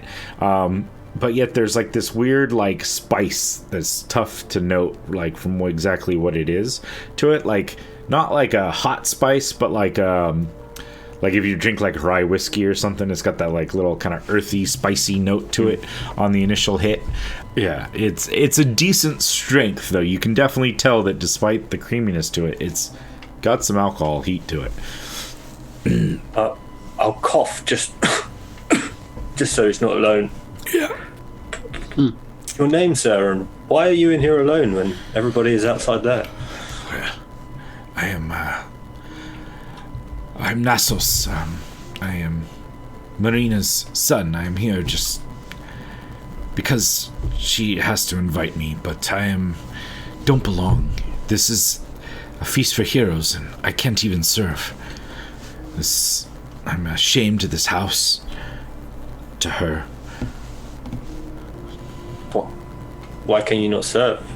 And he looks at you with these eyes that are like he's squinting to like barely make shape of you, and they're slightly like white glazed over. My vision's not great, and I was born with my legs don't work very well. And he kind of like shifts around, and now you notice as he's moving that like he's almost like got this weird limp to him as he's like trying to reposition, and he like grabs hold of a nearby chair to like give him a little bit of more sturdiness and support. They don't even want me to serve in the hospitals. They say I'm no use, I'm no good. She should have just gotten rid of me, thrown me off the side. I don't care. I doubt that. I'm sure there is a use for you. If anything, just to prove them wrong. What are you good at? You must hear something about this place, about the people in here. I mean, I pick up things from my mother. I do love the hippogriffs, but it's tough. I don't have the strength. My legs don't give me the strength. I can't lift, so I can't help in the stables very much. It's hard to read. These eyes are tough. Never been very good at that, and I have a little bit good with numbers, but it's more like someone has to read to me, and I can manage it in my head, but So I help when I can, but it's tough. I'll never be anything here. They'll never let me hold a position. My house will probably go to my cousins. Yeah. There must be something. I'm trying to assess him now, trying to make him feel a little bit better about himself. All right. You want to give a persuasion, or? Yeah, I'll give it a persuasion. There must be something that, if anything, leverage to make sure this doesn't happen. Natural 1 or a 2. He starts almost crying. There's no use. There's no good. I don't even know why I came today. And he's bawling, and just downs the rest of this drink. Coughs a little. Excuse me. I should go. Yeah, I'm gonna go. This is not my place. I shouldn't have even come in here. And he starts stumbling around, and he takes the long way to get away from the long way away from you, and he heads towards this little door that heads into the hallway. I'll follow him. So please let me at least help you, and I'll see if I can give him a shoulder. Do you have a sword? You could just run me through. That would be a better mercy than all of this. Who keeps a useless child? You're not useless. You must have value. If anything, you're an heir. Your bloodline, at least. Your family to them. But I can't take a house. Can't hold the property. Without service in the military, without some dispensation that I cannot get, I am useless. I'm here with no use, no ability to earn my right as a full citizen.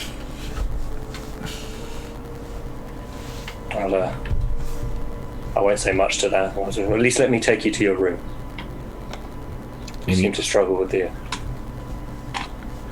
He'll nod and gesture down the hallway towards the door at the end of the hallway and start hobbling off in that direction. When you get to the end of the hallway, there's a doorway that he walks through, and there's a kind of small room with a couch and a spiral staircase that leads up with a guard that's standing at the doorway. And the guard will notice him and nod and step aside and let him. He kind of grabs hold of the stairwell and goes, "I don't want to keep you from the party. It's fine." Just put a hand on my chest. It's been a pleasure meeting you. Thank you, sir. And your name, sir? Sorry, my name is Hendrix. I'm one of the Shield Wardens, accompanying the High Priestess tonight. Well, very good. Hendrix, you are, I'm sure, an outstanding citizen. A great warrior. And he'll, start hobbling up the stairs, slowly, making his way up. I'll give the guard a look that's a handful sort of look, but... The guard will kind of nod at you and look up almost disgustedly at this almost useless being that's making his way up the stairs. Leave the room. But hang around in this back corridor for a second, just out of curiosity. Mm-hmm. Are these doors here, and here? Yes, there are doors. This one here is an opening. There's no actual door there itself. And as you walked by, you noticed it was kind of like a study or office area. There was a desk, some tables, a few bookshelves in there with, lined and filled with books. The other two were closed. Take advantage of the open door and wander in. Okay. Yeah. It looks to be, there's some look around. Paintings on the walls, various been left out. hippogriffs flying in the air, amongst the clouds, and various books and some papers strewn about. you hear laughter from down the hallway as the door from the outside opens and shuts, and you hear voices as they're talking and laughing, making their way in. Shit. Fuck. Still got that bottle of green stuff in my hand. I'll stumble out, pretending to be. This isn't the bathroom. maybe it's this one, and I'll start walking towards them. The girl, they were laughing and joking, and then as they see you kind of stumble out, she gets a little like, she shifts a little bit, and she starts like laughing and like tapping the guy on the chest like he said something really funny, and she goes, oh, the bathroom, dear. Oh, you go back in any of the doors to the right there. There's 2 of them there, or you can go back to the main hall, and there's one down there too. Right. And I start walking the wrong way. No. In the door, the main, go back to the party. Go to any of the doors to the right there, and you'll make it.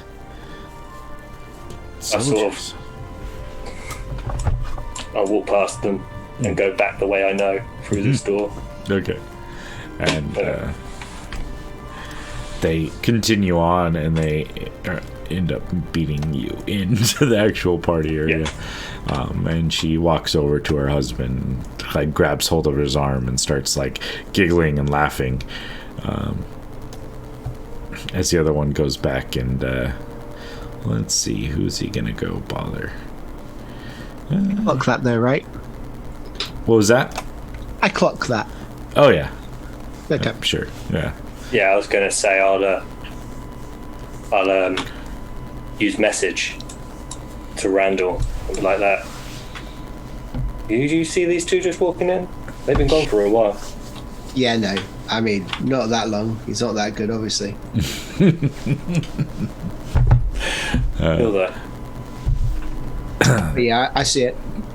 The gentleman at the door stands out and says, "One Primus Loams." And you see a halfling fellow walking in, dressed in black and white, very fine dress. And he like walks in. He's got a little cane in his hand, but he's like holding it rather than actually using it.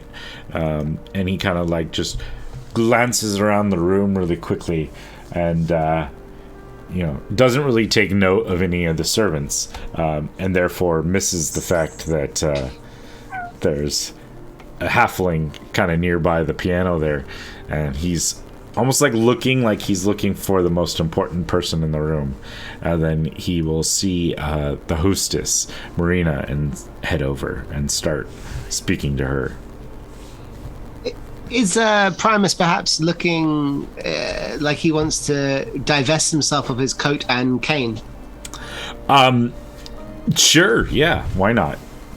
He starts, like, he gets over there to talk to them and realizes he still has these, and he like starts looking around like the failure of these servants.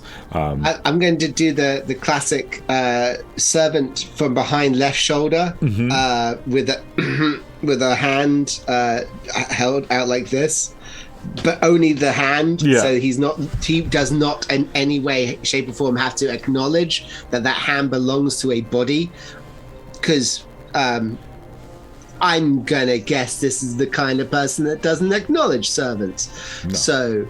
Yeah. He sees the hand and he's like, there we are. And he reaches over and hands the cane, and then like pulls back on his coat just a little bit and like waits there, like, yeah. I take the coat down. That's a good job. Thank you, sir. Gracefully. Very good. And I head the fuck out the front door as quickly as fucking possible. Thank you very much. All right. There we go. Yeah, he looks far happier now. He is in a underneath the black coat. He has like a very nice white pressed shirt with like a hell, like almost like a scarf sort of thing, like, but it's like a silken black scarf that's been tossed around and is covering him there. And he starts talking to Lady Marina there. All right. Yeah. Randall is going to have a mini anxiety attack. Okay. Short breath, hyperventilating, head between his knees, and he's just like, fuck. Why is he here? Why is he here? Why is he here? Why is he here? Why is he here? I knew he'd be here. You knew he'd be here.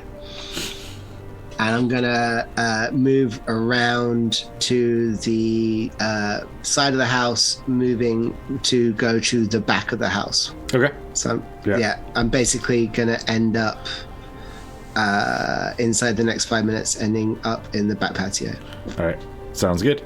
I was curious. Well, that guy was talking about that book and, like pretty much immortal life and all that stuff. Mm-hmm. Being a sorcerer, would I being able to tell that he was talking about magic or what type of magic? I mean, you definitely recognize the magic. The level of magic that it would take that you recognize would be very high level, like enchantment. What I was trying to figure out is would I think it's necromancy, or would I know it's something else? I mean, you can give me an Arcana check and see if you recognize it. As this conversation goes on, Sagranus's already dour face seems to get worse. Like, he is not happy, and at one point he grabs Crow, like just reaches out and like grabs his coat. You're messing with things that you have no idea about. Leave this. It's not worth it. No one should have that. It brought no good before, it will bring no good now.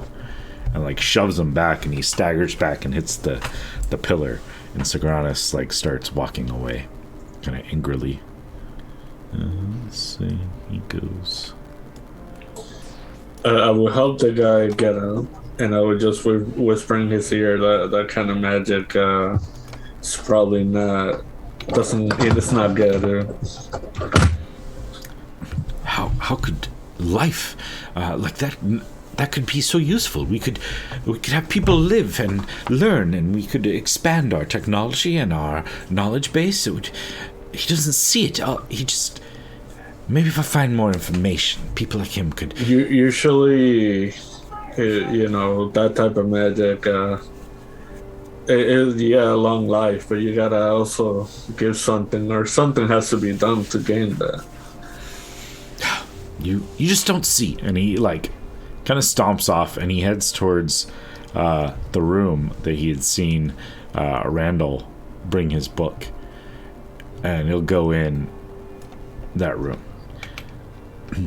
Sagranus will head out and eventually step outside and kind of walk out towards the... Well, actually, he'll walk out, he'll see the fire, and then he'll kind of like walk off to the side a little bit. And he's just like taking deep breaths and trying to regain his composure. Yeah, Lucius would definitely look at Theodosia and tell her, what do you think about all that? And is he somebody we're gonna have to worry about? Perhaps. I mean, if Sagranus is so worried about such a thing, then here we have this man he's pursuing. I don't see him stopping, but hopefully he won't be able to gather enough support. Hopefully, but the fact that he's talking about immortal life, a lot of people are going to want that and probably pay anything for that, truthfully. So if he falls in the wrong hands... Well, what do you suggest? We throw him off the side of the island? I'm not that cruel, but somebody should definitely keep an eye on him. Well, I'll definitely keep him in the radar as best I can. I'll have my little birds try to figure out what's going on. Anyways, is there anything you'd like me to do, madam? It's up to you. I'm not sure if there's anything else you found, but I don't know, maybe someone should talk to Sagranus and see. I mean, he obviously knew more, but was unwilling to say. I'll talk to him, see if anything. And he'll start walking where he saw him go and check up on him. Which seems like, Hendrix, you're already outside, so you see this elf walk by, or, the burned and scarred one. Kind of stomp So I look past. over my shoulder as he goes past, takes note. My attention goes back to the guard. What are you... Still acting a little bit drunk. So why are you out here? You seem like to be one of the good-looking ones. Why are you not inside? Well, my friend, I asked to be out here.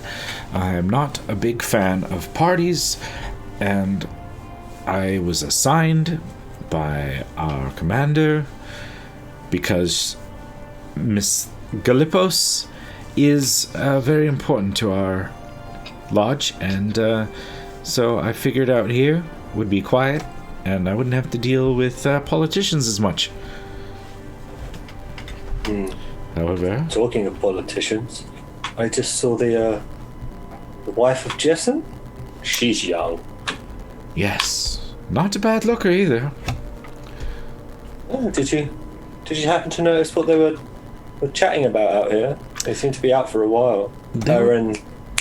What was his name? Grabian? Grady. Oh yes, the Deslander. I didn't hear. I try not to listen. She did a lot of giggling and glancing over at me from time to time, but she and him talked for a little while. I don't know what about. But yes, they had a quite in-depth discussion. It seemed that it was very involved. Interesting.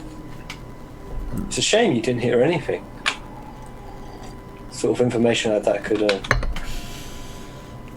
be quite valuable. Could it?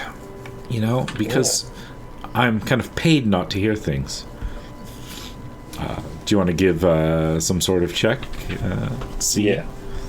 I'd like to do like an insight to see if he actually did hear anything at all. Yeah. And if you ever... And I was going to say, if anyone ever decides they want to make a check or anything, feel free to just ask me if they can do something, because Am I right in saying I've got advantage as well? Yeah, someone gave you advantage if you wanted to use it, so... I will, because I just rolled a natural one again. You guys in those nat ones, man. Getting them out of my system now. Am I hearing this shaking conversation from behind the wall where I'm at? If you think you're close enough, yeah, I'm fine with that. I mean, I'm like 20 foot away. Yeah. No, I mean, like, if you think you've made it there, but I'm cool with it. Oh, yeah. I mean, I think that in terms of time frame, I've made it around the side there. Yeah, that works for me, and I'm fine with us integrating more. This has been weird because we've been splitting the party, but... Yeah, I rolled an 8. Okay. Randall? Yeah, I'm hearing this conversation going on, and I'm like, I think to myself, Hendrix is a fighter. He's not really a conversationalist. So I'm gonna pull out my my pan flutes, and I'm gonna just do a little atmospheric background sound, try and charge it up with a little bit of intrigue. I'm going to send him a little bit of bardic inspiration as this conversation is going on, trying to give him a sense of inspiration. Okay. So you can add d6 to that roll if you want to, mate. Or because it is pretty low, if you wanted to make a different check. Like this was your insight to see whether you think he did hear. Would you like to do something else, like try to maybe persuade or whatever? I'll pull out a couple gold coins and just like, if you're paid not to hear, how about is there any chance I could pay you to hear for me? So I will give you persuasion with advantage, and then you can, if you want to use, what is that, a d6 from Randall? That's right. I mean, he's good for the next 10 minutes. Anything he wants to use it on. So it's up to you for what you want to use it on, but you can use up to a d6 on it. Persuasion. I got a 19 plus 1. I got a dirty 20. Dirty 20. He looks at the gold coins and he reaches out and like palms them like with his shield hand so that it's like underneath his shield, and like kind of slides it back and like goes back to his kind of like ready pose. Well, you didn't hear this from me, but they were talking about trade, transport. She had some goods she wanted transported to Desland, and goods she wanted him to pick up from Desland and bring here.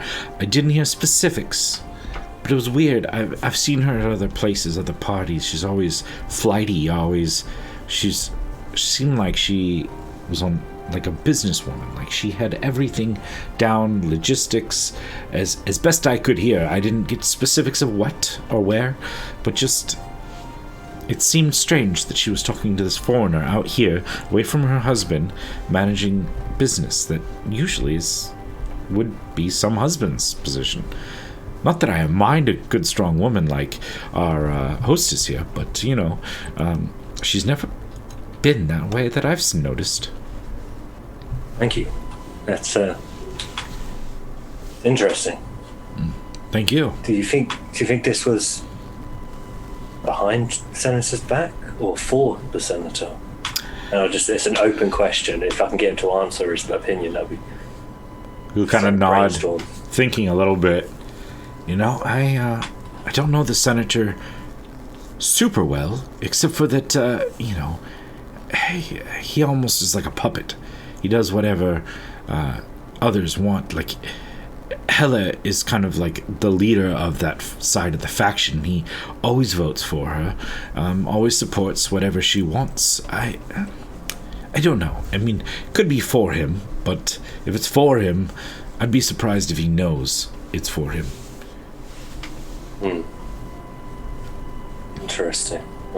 I appreciate that, and I picked up 2 glasses because I was going to take one to Marco. I'll pour some of this green liquid out into a glass and just leave it on the side, on the ground. He'll smile and give a little nod. And I'll... You guys see Lucius come out and join the outside group, as he came shortly after Sigranis had kind of walked the gleam by. From the armor. Yeah. The reflection of this kind of like bonfire that's been set outside in this stone kind of like a brazier sort of area sparkles off the golden armor as Lucius walks by. I'm also going to be coming by at that point. Just as a thing, whilst I've been going around the back side of the house before I join the others, I've gone through the coat pockets of Primus. Right. Literally everything that's in his pockets are now in my pockets. All right. I don't know what's there, if there's any letters or money or anything at all. I'm freaking having it. Okay. Do me a favor. Roll D12. Sure. This I can do for you. D12. To everyone. That, my friend, is a natural 12. All right. You find 12 platinum pieces in like a small pouch, like inside his coat pocket. You also find like a slip that's like almost like I guess it's like a receipt from a local trip to his gentleman's club that he tends to frequent. Okay. And you find some like hard candies, like almost like Werther's, but they're like of a fruity kind of variety. Okay. Okay, I want to add that in there real quick. Yep. Especially the receipt. I cannot do that. I don't know why I can't do that. Okay.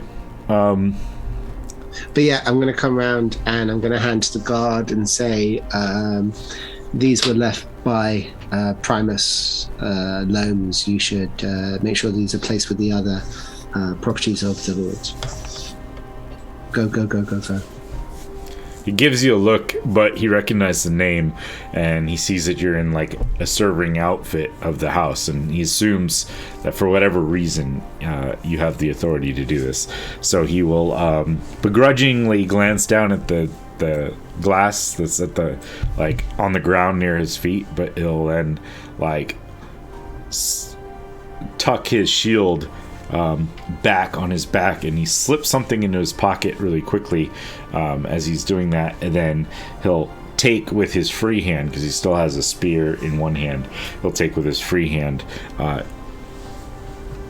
Primus's coat and cane, and kind of very frustratedly he'll stomp past the rest of these people here, and he's gonna start making his way towards like the front of the house area.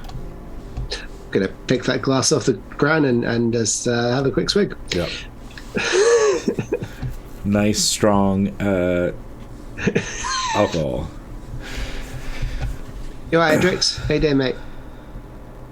Hi, Lucius. Nice to see you all out here. I guess the party was too much. I mean, I think it's pretty bad that we get sent out. Well, maybe we just all needed a breath of fresh air at the same time. You know what I mean? Not exactly what you mean, but sadly to say, I'm here in business. He'll point, he'll look over at the gentleman and go like this. Alright. Well, I mean... But afterwards, we can definitely have a drink or something if you guys would like to do that. Oh no, we're all here in business, Lucius. You calm down, mate. Jesus, this guy. I'm alright, Hendrix. Tell you, it's alright. Yeah, for sure. You don't know how we run, mate. Like, honestly, you need to take it down a notch. We've handled ourselves in some pretty business-like situations. You couldn't possibly understand. Look at you, just a little sellsword. Honestly, calm down. I never doubted you. As the guard goes in, the persona of the drunk Hendrix changes, and he's just back to normal, holding a bottle again. So, is the guard still there? No, he walked off. He like went up. He didn't go inside though. He walked like around the outside. He's heading towards the front side of the house, carrying in one hand the cane and coat of Primus Loams, and the other hand he's got a spear. Yeah, I think about now, like after talking to them, I would head to Sigranis. Yeah. So I can talk to him, see what he thinks about him. Yeah, Sigranis is standing there, and he has pulled out a pouch, and he pulls out this like dark black like root, and he puts it in his mouth, and he holds his finger up, and a little flame sparks off of it, and he just like holds it up to the end of the root and starts like puffing on it, and he glances over. Sorry about that. That was probably not the most diplomatic way to go about things. I totally understand. I mean, he was speaking about the type of magic that I don't think has any good side effects, Trust me, there's not. Oh, sorry. Would you like one? And he like he has the root in his hand, and he like gestures like, do you want one? Yeah, I'll take one. Absolutely. He'll hold out like a pouch that he's got several in it, and he'll hold it out for you. And then I'll grab one, and when he goes to light it, I'll be like, no, I got this, and I'll do the same thing with my finger. All right. I got firebolt, so... Firebolt. All right. It'll go from one end and yeah, like a little spark. I'll give it to you. All right. Sounds good. All right. So just so you know, let's see. You're going to gain an advantage on perception and investigation checks using perception for probably, while you're smoking it for sure, but then for a little bit longer afterwards. That's the kind of weed that everybody should be smoking. Yeah. Opposite than our current type of smoke that people do at random times. He will stand there and take a puff on it. Let you kind of get yours lit, and then he goes on. We came across such things before the shattering. They came with the demons. Powerful spellcrafters, powerful warriors with collars around their neck.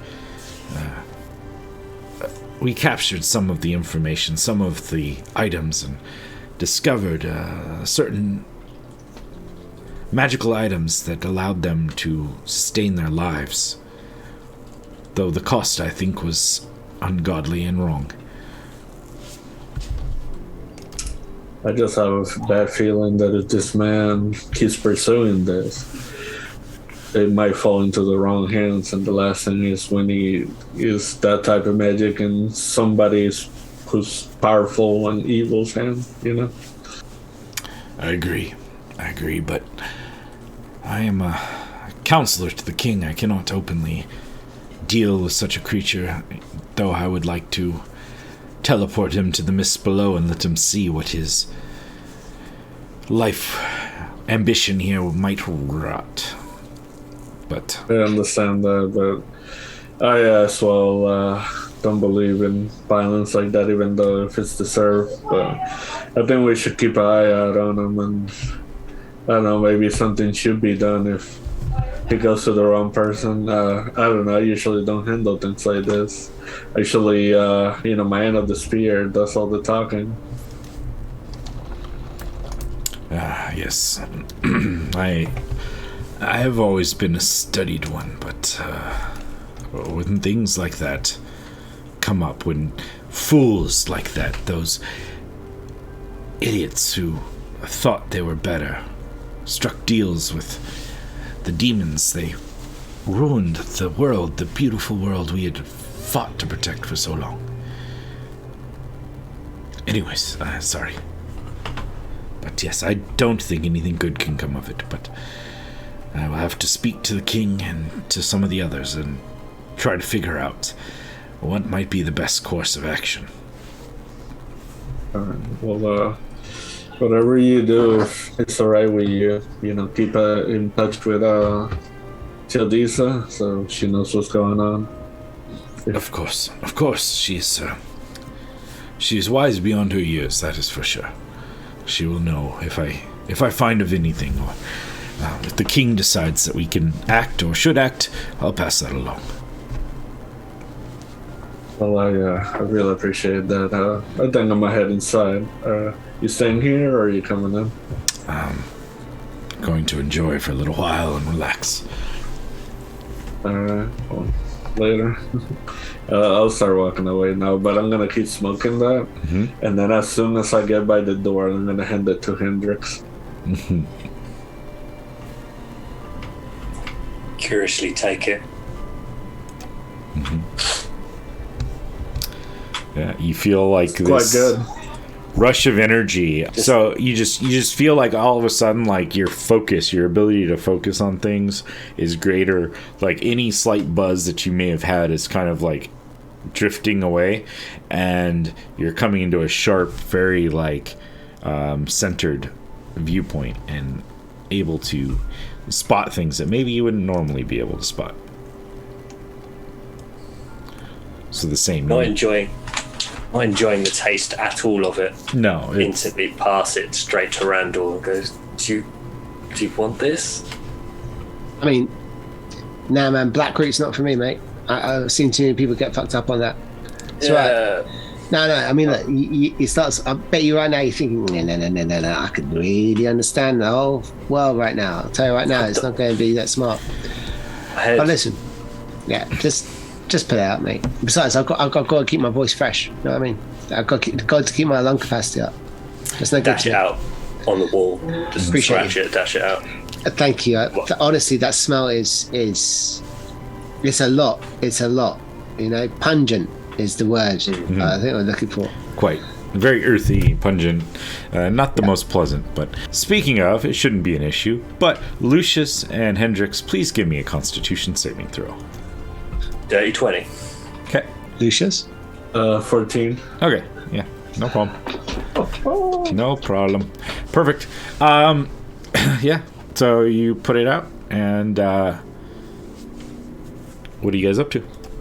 I'll take this moment to share with Randall everything I've learned so far about, well, the tax increases with Helena and the opposition. Was it Costa? Yes, Costas. As well as the son of Miranda and his form, and how he won't be an heir. And do I know guessing- Nassos? Do I know of Nassos? You probably know of him. You probably don't really have ever really associated with him much, because he doesn't go to, like, he's not brought to a lot of social functions. I think the only reason he's even here is because it was in his house, you know, the house that he lives in anyways. No.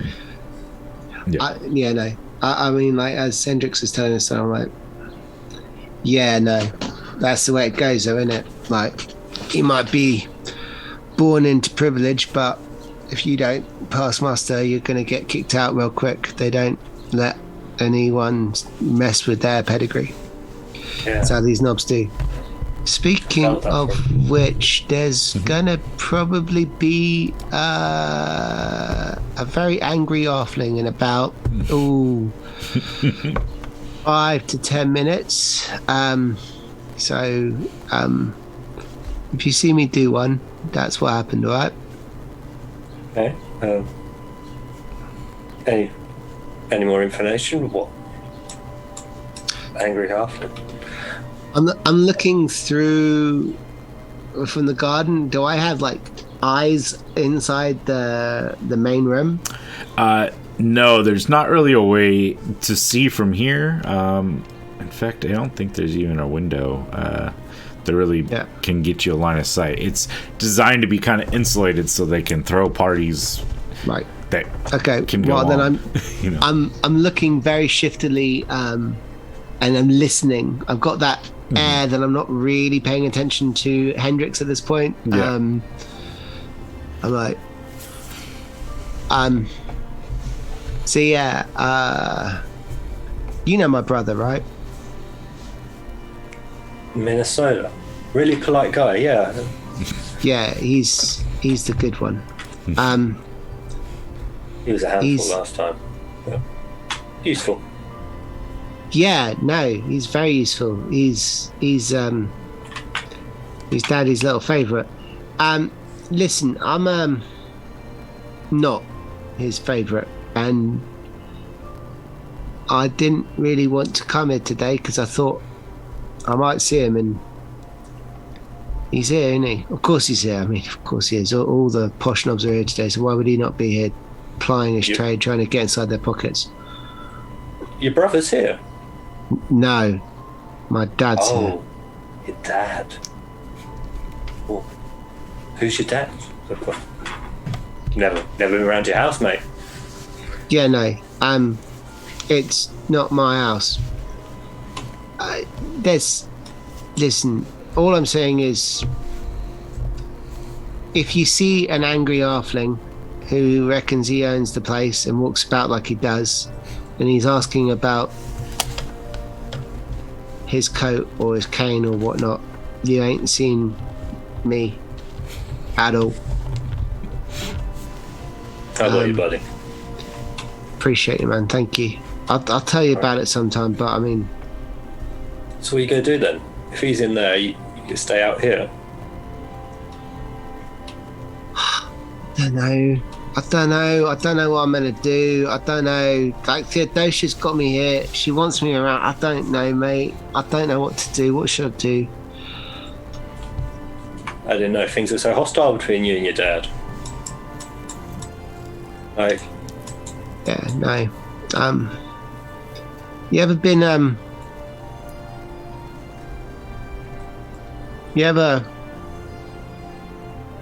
just feel like everything that you are and everything that you want to do is just the worst thing in their eyes, and you want them to just get over themselves, you know what I mean? Randall, did I ever tell you I was born in a brothel? Saves time. 'Cause, yeah, Saves time. I 100% get what you mean. Like, I had to go live with my dad, and I guess my stepmom hated me. I was the mistake, so I get what you mean. But you can't let them hold that against you. You do you, and I'll tap you on the chest. Yeah, no, you're right, and I do, and I'm all right with that, and I'm all right doing that. I'll do that every day, and I'm okay being where I am every single day, because that's who I am, really. This is just what I was, and I wasn't happy then. And I'm not happy I'm gonna go back to it. And this Marina, she's just like him. Power player. Yeah. Yeah, man. They all are. They're just you got money. There's a reason why you got money. Either you took it from someone else or your daddy took it from someone else. You know what I mean? Yeah, I feel that in this party. Yeah, Still, no. there's a lot of I mean, honestly, it's taking a fair amount of will right now. I'm not going to lie to you, to actually just set the entire place on fire and just leave them all burning to death. You know what I mean? Ooh. I sort of like look around my shoulders as he says that, obviously, see if anybody heard him say that he wants to set the whole building on fire. Yeah, no, 100%. And he's not like the usual calm and collected Randy is not there at all. This guy looks almost trembling, and he's a halfling, but it seems like he's got smaller as he's saying this, you know. He might not even recognise you. When was the last time you saw your dad? Oh, yeah, no, I'm not allowed to see my dad. Okay. Right. Use an alias, I'm sure it'll be fine. Put your sunglasses back on. Yeah, no, I mean, how could he possibly recognise me? Exactly. You're right. No, you're right. Yeah, 100%. It is what it is. Would he expect you to even be at a party like this? No. Especially not as a shield bearer. A shield warden. Exactly. You know what? What am I doing? Exactly. I take off the tan coat and I put it up on the fence, like notch it into one of the spacings on there. So I'm just wearing my waistcoat with the black and whites on it now, and I just straighten my hair back, give myself a little stretch. Yeah, you're right. I don't think he'll even notice me, to be fair. Exactly. Shall we go inside? Oh, 100%. It's getting cold out here. I just look around the corner. Is this guy, was it Sigrianus? Yeah. Sigrianus, is he cool, chilled out down? Yeah, I mean, he's Calm just down. kind of like enjoying the night air right now. Meanwhile, while you guys are kind of discussing things, Peos and Lucius, who's kind of joining the inside. Peos, you've been in there with a conversation with Garrett. You hear on the other side of the room kind of voices get louder, and where is the name I had written down? Kratis, I believe. Yeah. Yep. Kratis is he starts shouting over at Marco. Says, I bet you're nothing but all words and fluff, your fanciness. You look like you came out of a whorehouse. I'm sure I could take you. If you want to speak like this, I'll make you back it up. I'm gonna start making my way over there. So I'll excuse myself to Theodosia, but I will let her know before I go. Our friend said he was going to talk to the king and he'll keep in touch. And she'll have nodded to you, and her attention's kind of drawn too, as Costas is kind of shouting at Marco, now kind of waving his fist at him. Your fancy words and your filigree sword that probably is not even balanced. I will deal with you in my way. Let us go outside and we can settle this like real men. And Marco is just smirking and... very well, my friend. Let us go outside. Let's deal with this in your way. Pius Costas takes another spicy cheese cracker off the plate. I thought they were gonna get down here, but if they're gonna take it outside, I'm getting another drink and I'm gonna wash this. So they're Costas is huffing out, almost pushing at people to get out, and Marcos is just kind of following, kind of calmly, nonchalantly, following out as the two of them start heading outside. So Hendrix and Randall, as you guys were about to head in, you're reaching for the door handle, and the door flies open as Costas kind of pushes it open and starts walking out here by the fire. So we'll be in a position where, as Costas goes past, I'm like, oh, and I turn away facing, and as I turn, and I'm going to bounce into Marco, and I'm like, I didn't even see him, and I would like to loosen his belt. Okay. To some degree. Possibly, if possible, look to divest him of his weapon. All right. Give me a sleight of hand check. Sure. If I can help you in any way, slow Marcus down. What are you doing, Marcus? Sure. Yeah, go ahead and take advantage then, since Hendrix is giving you...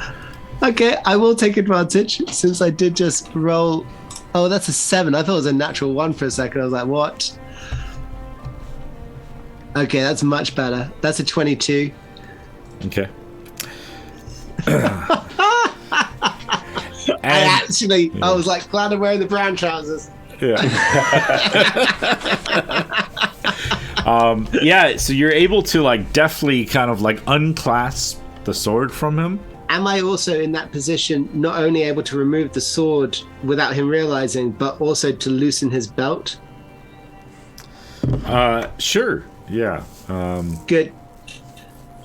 I just want to be in a position where, as he carries on walking, for him to be in a fighting stance and for his trousers to fall down around his ankles as everyone comes out to see him. All right. The fighting I thought you meant. So they come stomping out, and you can hear the voices as people are filling the hallway and making their way out as well. Obviously, they're wanting to kind of partake in this as well. The first one to kind of come out is that purple-skinned tiefling woman, and then followed by her husband, and they just start filing out and kind of moving past you and watching this as they go. Did you take the sword itself, or just try to make it fall to the ground? Oh, I took the sword itself and I palmed it into the bushes behind me. Okay. All right. So it's just lying on the ground about 5 foot away from me. Primus comes stomping out behind Hella and almost bumps into you, but he doesn't say anything. He didn't take the moment to look at you yet. He's just kind of focused on this spectacle that's going on here. And then a bunch of these guys are coming out, and Marco smirks at the man and starts slowly unbuttoning his bright red coat, and Costas is there, and he calls over to one of the other people that came out with them and says, "Give me a shield and spear. I will deal with this man." And one of the the various military men that's around will go fetch one and bring it over to him, and Costas will start getting positioned and test the grip on the shield, test the grip on the spear, and Marco unbuttons his coat and peels it back, revealing a tan skin, bare chest. He's got various tattoos scrawled along his body that was all covered up underneath this coat, and the main piece on the back is a large bear kind of reeling out and reaching out over his left shoulder with a claw and growling. As he takes off his coat, he looks around and lays it carefully over one of the stumps, and then goes to reach for a sword, and he starts looking around what is my blade? Where's my blade? I must have my sword. And he looks over at Costas. You cannot ask for satisfaction if I am unarmed like this. Someone stole. Where is this thief? I will deal with the thief, and then I will deal with you. Throw him one of my javelins. This is no sword. This is a weapon of a primitive little beast. You want to repeat that again? I'll offer my rapier. It's just a normal rapier. Thank you, good sir. I'll still need to find my own blade, but as you don't mind me getting blood on yours, I would be more than happy to use it. And he will stick the javelin on the ground. This geezer's coming out here, stole my entire style. What are you having him for? I didn't realise this was a fight to the death. I just thought it was a little It's a fight to the death. He said blood. Well, yeah, but I mean, a little bit of blood. It's fine. They'll go to first blood and they'll call it quits. He's just going to humiliate him real quick, is all. He takes your sword and tests the balance and swings a little bit and gives a nod it'll do. It's not my blade, but is very serviceable. Thank you, sir. And he'll turn and strike up a fighting pose with the other guy. Can I nudge Helena? I've got 5 gold on Costas. She smirks. Says, that, my friend, is a bet I will take any day. How about 3 platinum pieces, my lady? Oh, you should not bet what you do not have, my boy. I'd flash out 3 platinum pieces and I go, I know. She Question smirks. is, have you got that to match?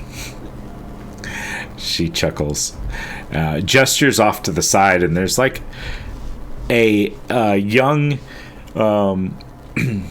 actually a young Minotaur girl who is kind of following Hella at a distance, and she kind of scurries over. She goes, my purse, dear. And the girl opens up the purse, and it's just filled with a good chunk of platinum and gold.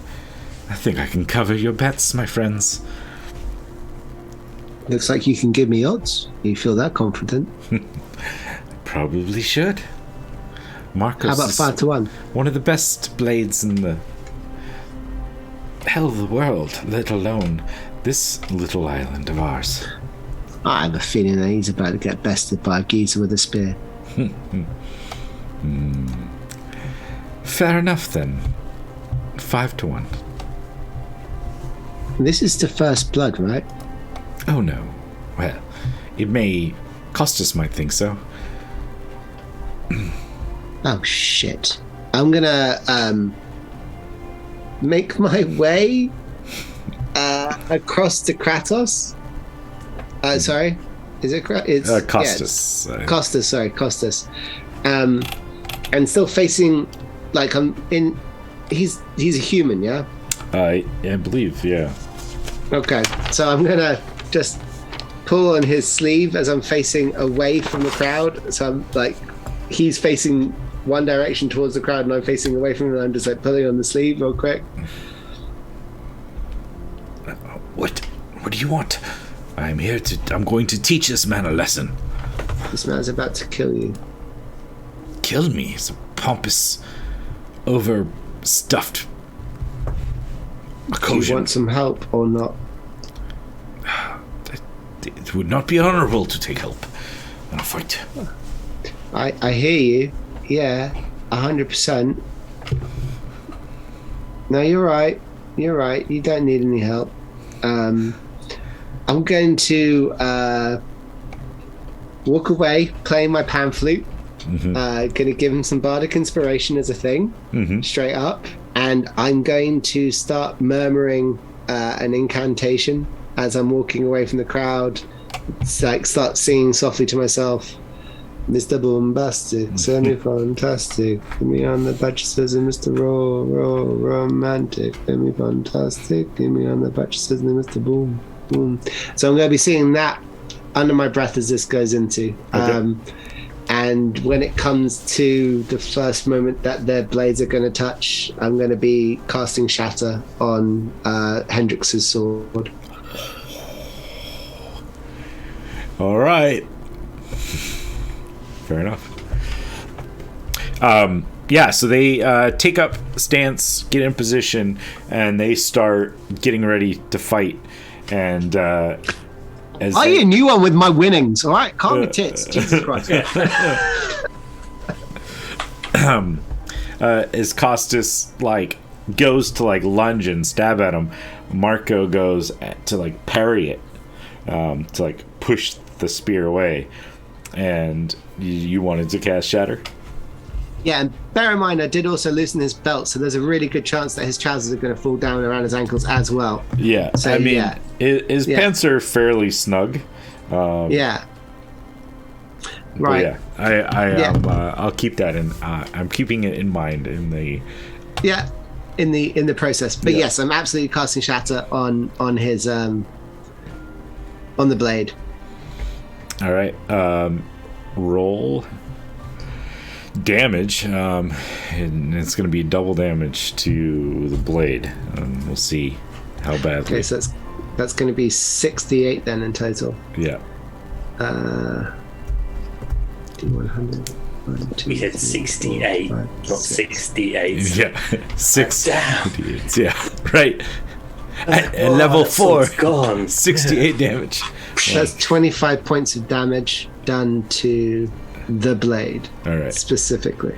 So the blade reverberates. It's it's a little rapier, so it's not like it's the thickest of metals. And you hear this cracking sound.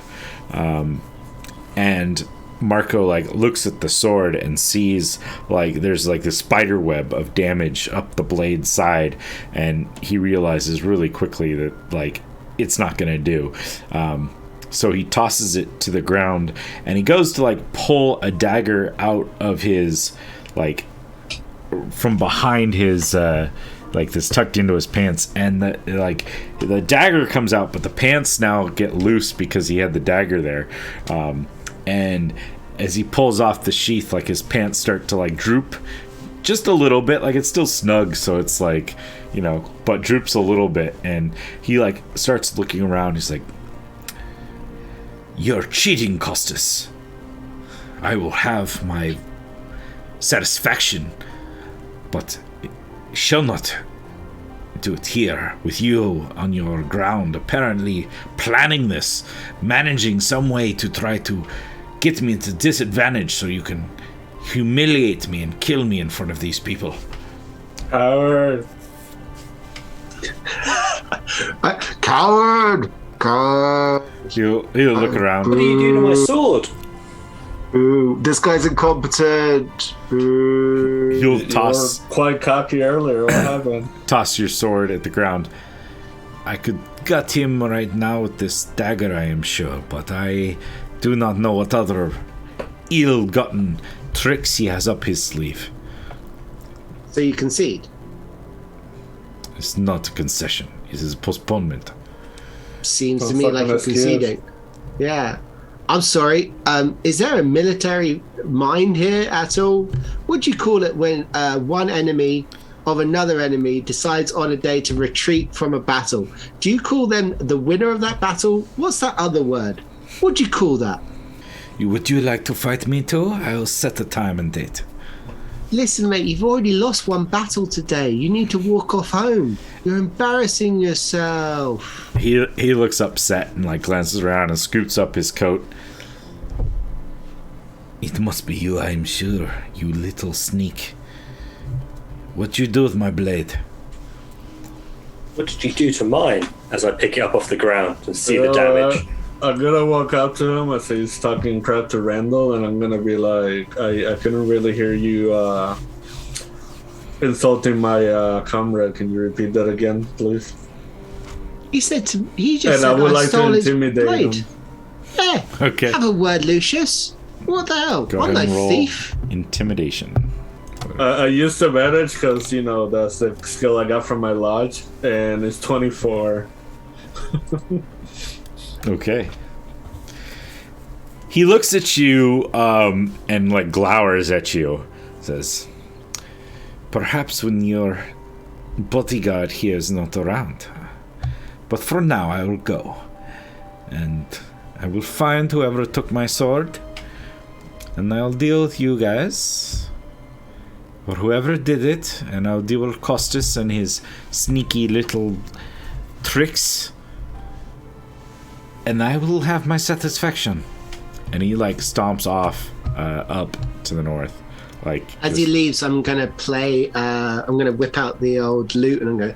I can get no satisfaction, 'cause I suck at the swording action.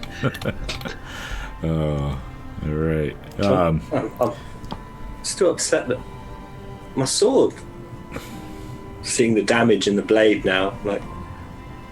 Yeah, no, I think that can get fixed, though, mate. Like, just it can't cost more than a platinum piece. And I believe someone owes me about 15 of them. She glowers at you and gestures to the girl to pay you guys, and the girl goes over and starts like fetching in and pulling out the coins and starts handing them out to you and Hendrix. 5 gold pieces. I hand one of the platinum pieces back to the Minotaur girl and go, "This is yours. It's not hers. It's yours. You understand me?" Thank you, sir. Thank you. All right. Talk to that girl.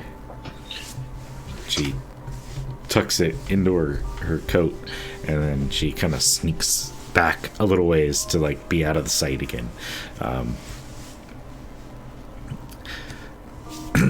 With that, several of the people start to like dissipate, grumbling a little bit. I've been rolling like crap for Primus to notice who you are. That seems about right. I mean, yeah. even with that as a situation, Yeah.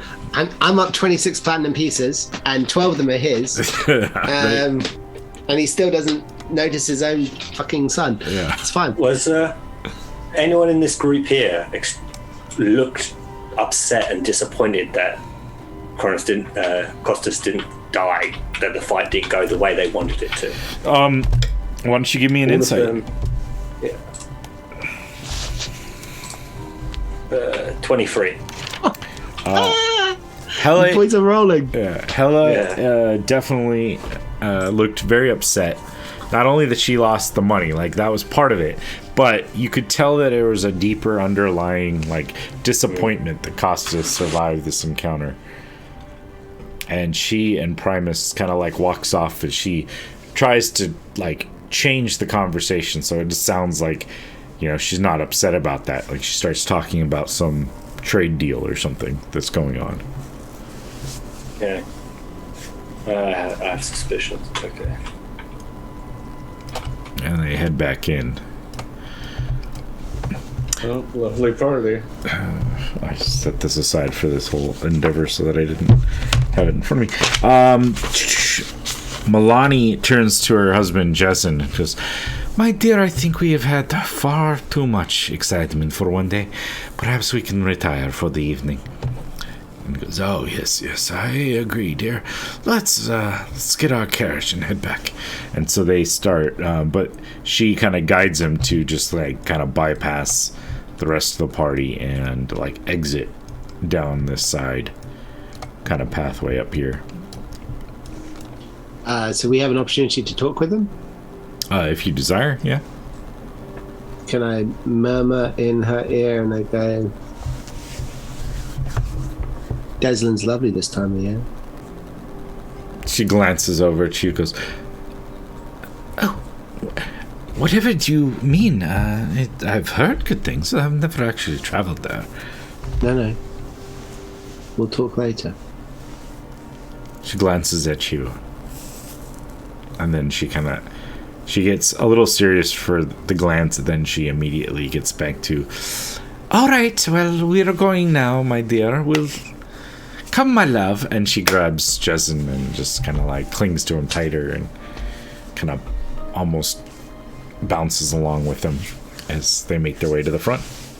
And I turn around to Hendrix and I go, sometimes it's nice to undercut the opposition, isn't it? Worked out better than I thought it was going to. Yeah. Except for my sword. I mean, there's always the one down in the bushes, isn't it? Oh, I'll probably watch out for that, though. I mean, that's got a bit of a nice handle on it. You know what I mean? Might be a bit of... Sure, it can be changed enough so it doesn't look like that. Yeah, no. The guy's not going to be looking for it. You'll be all right. You'll be fine. Yeah. He was a nice guy, if anything. Yeah, no, I mean, bygones be bygones. Yeah, Win some, he you broke lose some, my innit? sword. Yeah. I walk over to Costas while he's still outside, and I believe you've got more enemies here than you think. It's very weird. Very weird indeed, Day. I'm not, I did not come here expecting a fight. I do not even know that pompous, arrogant bastard. I have a feeling that Helena may have paid him to be here and to start a fight. I believe you may need to watch your back when around her. You mean it was all a setup? It seemed too perfect. He walked straight in towards you, You might be joined in the right. conversation, insulted you. First chance he got to fight you, he did. Now that you Look put at it people that way. wanted to watch. Yes. Well, I mean, everyone wants to watch a good fight. But yes, now that you put it that way, that is, most curious, yes. Must be more to this tax increase deal. Yes. More pockets being filled. Well, Be careful. many people stand to make lots of money for the increase in this, but the creation of more ships is very involved and should not be done lightly. But yes, I'll keep an eye out. I'll use message at Pius in the other room and be like, You good in there? Oh, we're outside. Oh, FY, it's Hendrix. Costas I hear starts nothing back. I- So kind of heading up. I think to myself, can you hear me when I am just thinking? I look back at Lucian and Randall and I think we need to go check on Pius. Did you just try to leave message to him? You know he doesn't get Yeah. that. I thought by now he would have. Rocks. No, like you just gonna get. Oh, for God's sakes! And I'm gonna walk on in, sticking to the perimeters. Gonna head over to Theodosia and Pius. So go. Hendrix is sending you a spell. When he sends you a message, it's going to sound like he's whispering in your ear. You need to whisper back so he can hear you. If you just think he cannot understand, you get that now, right? Yep. Can I all I get hear an is insight whisper check to back, see whether or not he yeah. actually does get that? Yeah. Can I? Yeah, of course. Yeah, just to see if he's just, or if he's just be like, oh yeah, no, I get it. 22. Oh wait, sleight of hand? That's not. No, I've done something wrong here. Hold on. Oh yeah, 11. Are you lying? For the most part, you think he gets it. All right, that's fine. I'm like. Theodosia looks over and goes, Well, I believe we've had quite a bit of excitement. Perhaps we should make our way back. Indeed. Garrett, it was nice to speak with you. Remember what we talked about, and Yes. the Badger Lodge is there. And you. I've heard great things about your exploits and that of the Badger Lodge. For a non-aerial division, they've done well, so I will keep that in mind. It was a very pleasure. Maybe sometime you can come over for dinner. Yes, indeed. And remember my idea. Ramps. Come down with spikes, and that way we run across and kill things. Yes. I look over to the young girl and I go, have these two been chatting about military tactics the entire time? Oh, God, yes. It hasn't Oh, stopped. my days. I am so sorry. I mean, that is the worst. He's handsome, he's well off, but oh my gosh, he starts talking about that and I think I blacked out. It was awful. Listen, come down the Kraken. I'll be performing there on Thursday night. We'll have a chat, yeah? The Kraken. Yeah. It's an old pub on the other side of town. It's maybe not filled with these posh knobs and whatnot, but we actually have a good time and we don't talk about gore and death and ramps filled with blood and iron. That might be far more entertaining. You know it, girl. He smiles at you. Theodosia starts walking towards the front. We'll rummage in that bush for Marcus's rapier. Yeah, I'd Sheath it in mine. Yeah. Do my coat up. Sounds good. Yeah, you have a fine-looking gold filigreed handled red scabbard with like gold trim on it. Beautiful looking blade. Shit. Oh, I look around and I realize that Silas Crow is not in this room at all in any way, shape, or form. And I turn around to Theodosia and I go, "Where's Silas?" Oh, well, he headed towards the room you left the book in. Yeah, that didn't leave the book in there though. Randall? That might be for the best. Shit. I go running into the toilet real quick.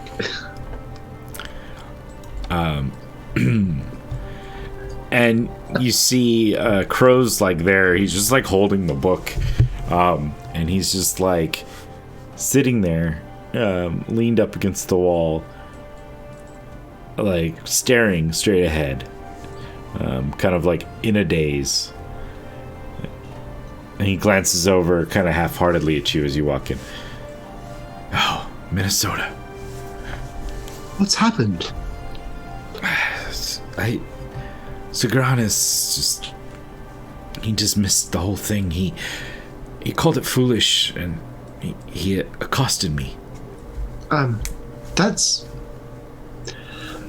I'm sorry, old chap. Sometimes these things do happen, and there's really nothing much you can do about it. I tell you what. Don't worry about it for the moment. Get yourself home, have a nice nap, and we'll find you a backer. If Sagranis doesn't want to pay attention to you, I'm sure there's someone out there who does care. Leave it in my hands, though. I suspect that between the choice of either yourself or myself, I'll be able to find you the exact kind of investment that you're looking for, yes? He looks at you and then he pauses. Weren't you wearing a servant's coat earlier? You know, it's been a long day. It's got a little hot, I won't lie, and I might have taken it off. Marina doesn't mind. She's fine. Like I said, friend of the family, what. Yes. Well, yeah, I suppose, I have a place down by the docks for the next few days. Where are you from originally? Oh, Alessander is my homeland, but I've traveled a lot in my studies. Leeds got me here, and I heard that Sigranus was on this island, and I thought perhaps I could entreat him and some of the others here to help support my studies. Well, which place are you staying at the docks? Oh, the Traveler's Way. It's it's the only one that doesn't look like it's about to fall apart down by the docks, and but I couldn't afford much in the city. The Traveler's Way, did you say? Yes, Traveler's Way. Am I familiar with that particular establishment? Is it dodgy? It is the nicest of the dockside taverns, but that's not saying much. Like most, I think most visitors would come in at the docks, of course, but then they quickly get out of the dock area and move up the hills to one of the nicer establishments along the way. Is there a nicer one which is safer that I know about, which is more reputable, which is not near my neighborhood in any way, shape, or form? Sure. I mean, I would definitely think you would have known of one. Okay, then I'm going to press a platinum piece in his hand and say, find yourself lodging at the following place. Stay in your room. I will find you within the next week. This should cover room and board for the next week, okay? No, but are you sure? Look at my face, listen to my words, and follow my actions. Okay, thank you. You're a good man. And for God's sakes, do not mention this book to anyone else. In fact, it would probably behoove you to just give me the book and I'll look after it for you. No, I'm going to do more research. Maybe there's something in here that I missed, or some reference that I can use. It's the only thing I have if I'm going to be in the room for that long. I don't have many of my books here. I left them back home. Right. Sure. But thank you for your help. He'll pat you on the shoulder, and he starts walking out, clasping the book tightly. And I'm going to pull the book that I still, as he leaves and he's gone and I'm in the room alone, I'm holding his actual book in my pocket and I'm like, I should have said something. I should have given him that book. I'm going to put it back in my pocket. All right. Theodosia starts heading out the main entrance, making the way out. The carriage is summoned and pulls up. Anything you guys want to do before you climb in and exit? Nice party. Yes, very intriguing, isn't it? That bottle of green alcohol on me as well. Yeah, I was going to grab a bottle of the blue for sure. I walked around the outside, still holding that green bottle. So. Sounds good, yeah. All right. So you have a half-full bottle of Grimnock Life Potion, I think is what it's called. If I look at it right. Yeah, Grimnock Life Potion. And which one did you grab? I wanted to grab hold of the red. The light blue. Okay, cool. Yeah, very good. It's kind of like a wine-esque bottle, but it's got a very light blue look to the liquid inside itself. I recognize the Blue Horizon. Yep. It's my mother's favorite. Which is very good. Very good. Very good. Okay. All right. And Theodosia just kind of sits back as the carriage starts rumbling along as it takes you guys away from the Galippos estate. Makes their way out. Theodosia. Yes. I still got the book. I had a feeling you might. Thought you should know. I'm going to hold on to it, or should I take that as a means to study? Yeah, all right. You take it. And she nods and reaches her hand out. Well, anyone learn anything interesting? Yeah. These parties aren't for me. I say that every time I go to one. I do believe that I have scored big with Garrett's conversation. All right. Possibly made a good ally. So we possibly have the navies back Very nice. if we ever need to invade another country. I'm not sure Or you possibly raid something else. fully gather the purview of our What do you position mean? here, but You what? I'll spend the trip back explaining my suspicions about Helena hiring Marcos to fight and hopefully kill Costas. interesting. There might be more to this tax bill and naval expansion than I thought on the surface. I mean, I knew that Costas was her greatest adversary, but if you do believe that they hired this Marco, who I've heard things of, there may be a lot more at stake there. That might be worth us looking into. I'm fairly sure also that wife of Adama is definitely more than she seems. I know this is going to sound mad, but there's something going on with her.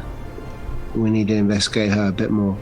And I'm worried also about Grady, that trader from Deslin. Is Deslin one of our allies? Yes. Right now. Yes, they are indeed. Indeed, they are. Grady, from everything I knew, he was here to treat with the king and those. He's seeking aid, from what I heard. A little conversation I gathered. His nation is going through a revolution of sorts right now, and he was seeking some support. I'm not sure which side he stands on, though. Right.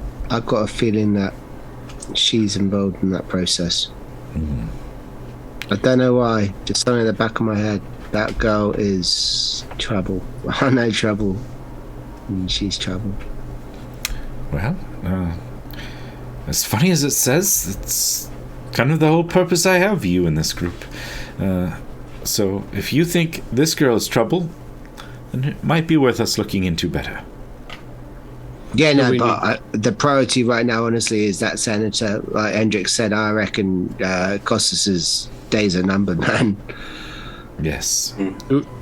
Do we need to take her out? I might need to take her out to dinner. I mean, just for a little bit. See how that goes. Honest, no, for business purposes, I'm not honest. I mean, you know me.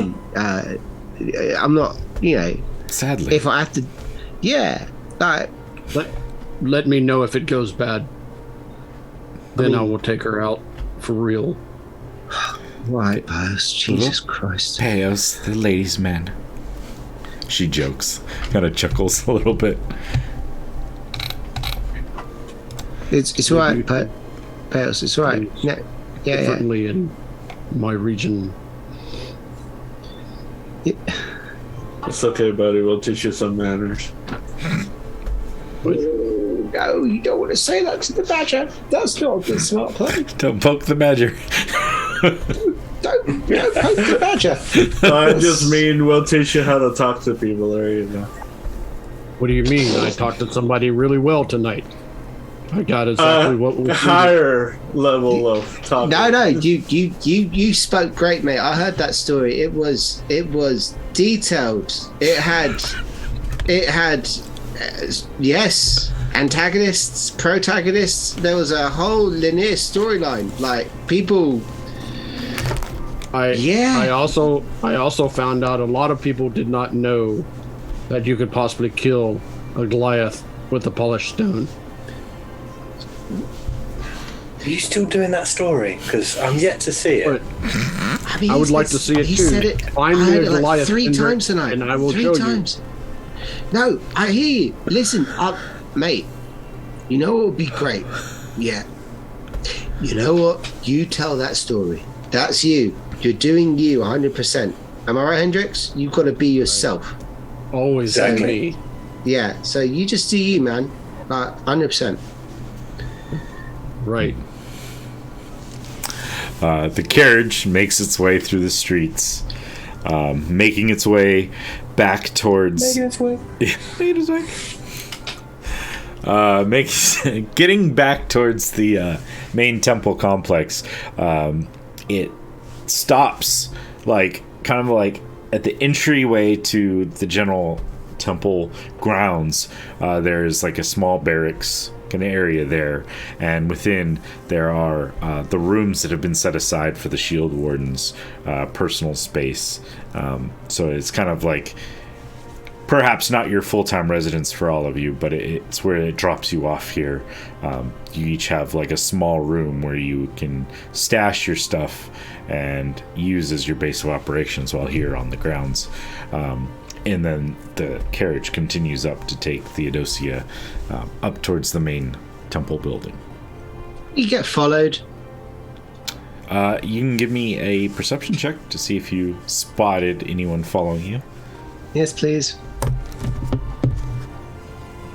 Just the paranoia of a man who has owed money before. When you leave a party, you check that shit. Just your basic 18. No big deal. Savage. There was a individual that you spotted from time to time riding upon a horse that seemed to have kind of discreetly followed along, just watching where the wagon was going. But it turned back at one point, when it saw it heading towards the temple area. It kind of turned as if it was going down a different street and headed off. Okay. A dark figure, as far as you could tell, is night, has a robe up covering them, probably a medium build, but it was hard to tell too much other details other than that. All right. So when we get dropped off, I'm going to be at the foot of the stairs, and I'm just going to take a long moment where I'm standing in the middle of the street looking back where that person was tracking us, just to see if anyone is coming up that road. There's a moment where I'm just standing in the road, just looking and just not moving, hand on the hilt of my rapier. And besides that figure that was trailing you for a little while, and you can see that horse kind of disappear behind a building as it rides on. The streets are pretty empty in this area of town at this time of night. It's not like your normal neighborhood that can be boisterous at various hours in the morning and night. It's kind of prim and posh up here, so less of that sort of a thing. All right. And I think with that, we'll call it a night, and we'll figure out where everyone wants to go from here, which thread they'd like to go down, and hopefully, if all things go right, we'll be back in 2 weeks to continue on this story. I want to thank all these amazing players dealing with this kind of chaos that I set up. I really wanted a very open ground with a few different things going on and let you guys figure out what you discovered, what you thought was interesting, and then from there we'll kind of develop this as we go. Anyone have anything they want to add, say, whatever, before we finally sign off and say goodbye to our wonderful viewers? Okay. Okay. Nothing like setting up a lifelong adversary in the first session. Yep. And to make sure that it's actually one of the most gifted sellswords in the entire known lands. That was a smart play, you guys. Smart. That's big brain thinking right there. You did well, though. You did well. He didn't kill you. So there you go. Got a random rapier out of it. Yeah, there you go. We'll talk about that soon. Dave, anything coming up that's going to be streamed that you want to mention before we sign off? I know we got lots of things in the works. Yeah, lots of things. I'm trying to go through the list right now. Everything is in pre-game session 0.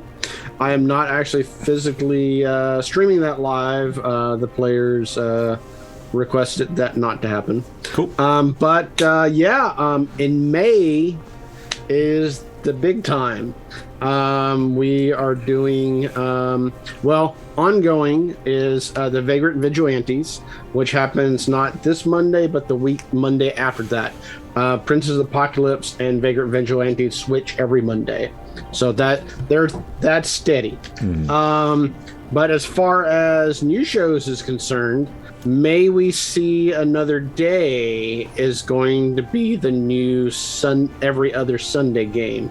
The party plays criminals that go through 3 different stages: pre-prison, prison, and at the very end there's a gladiatorial match that happens, and whether they survive or not, who knows. And then a very, very special game dear to my heart that shall be an absolute blast.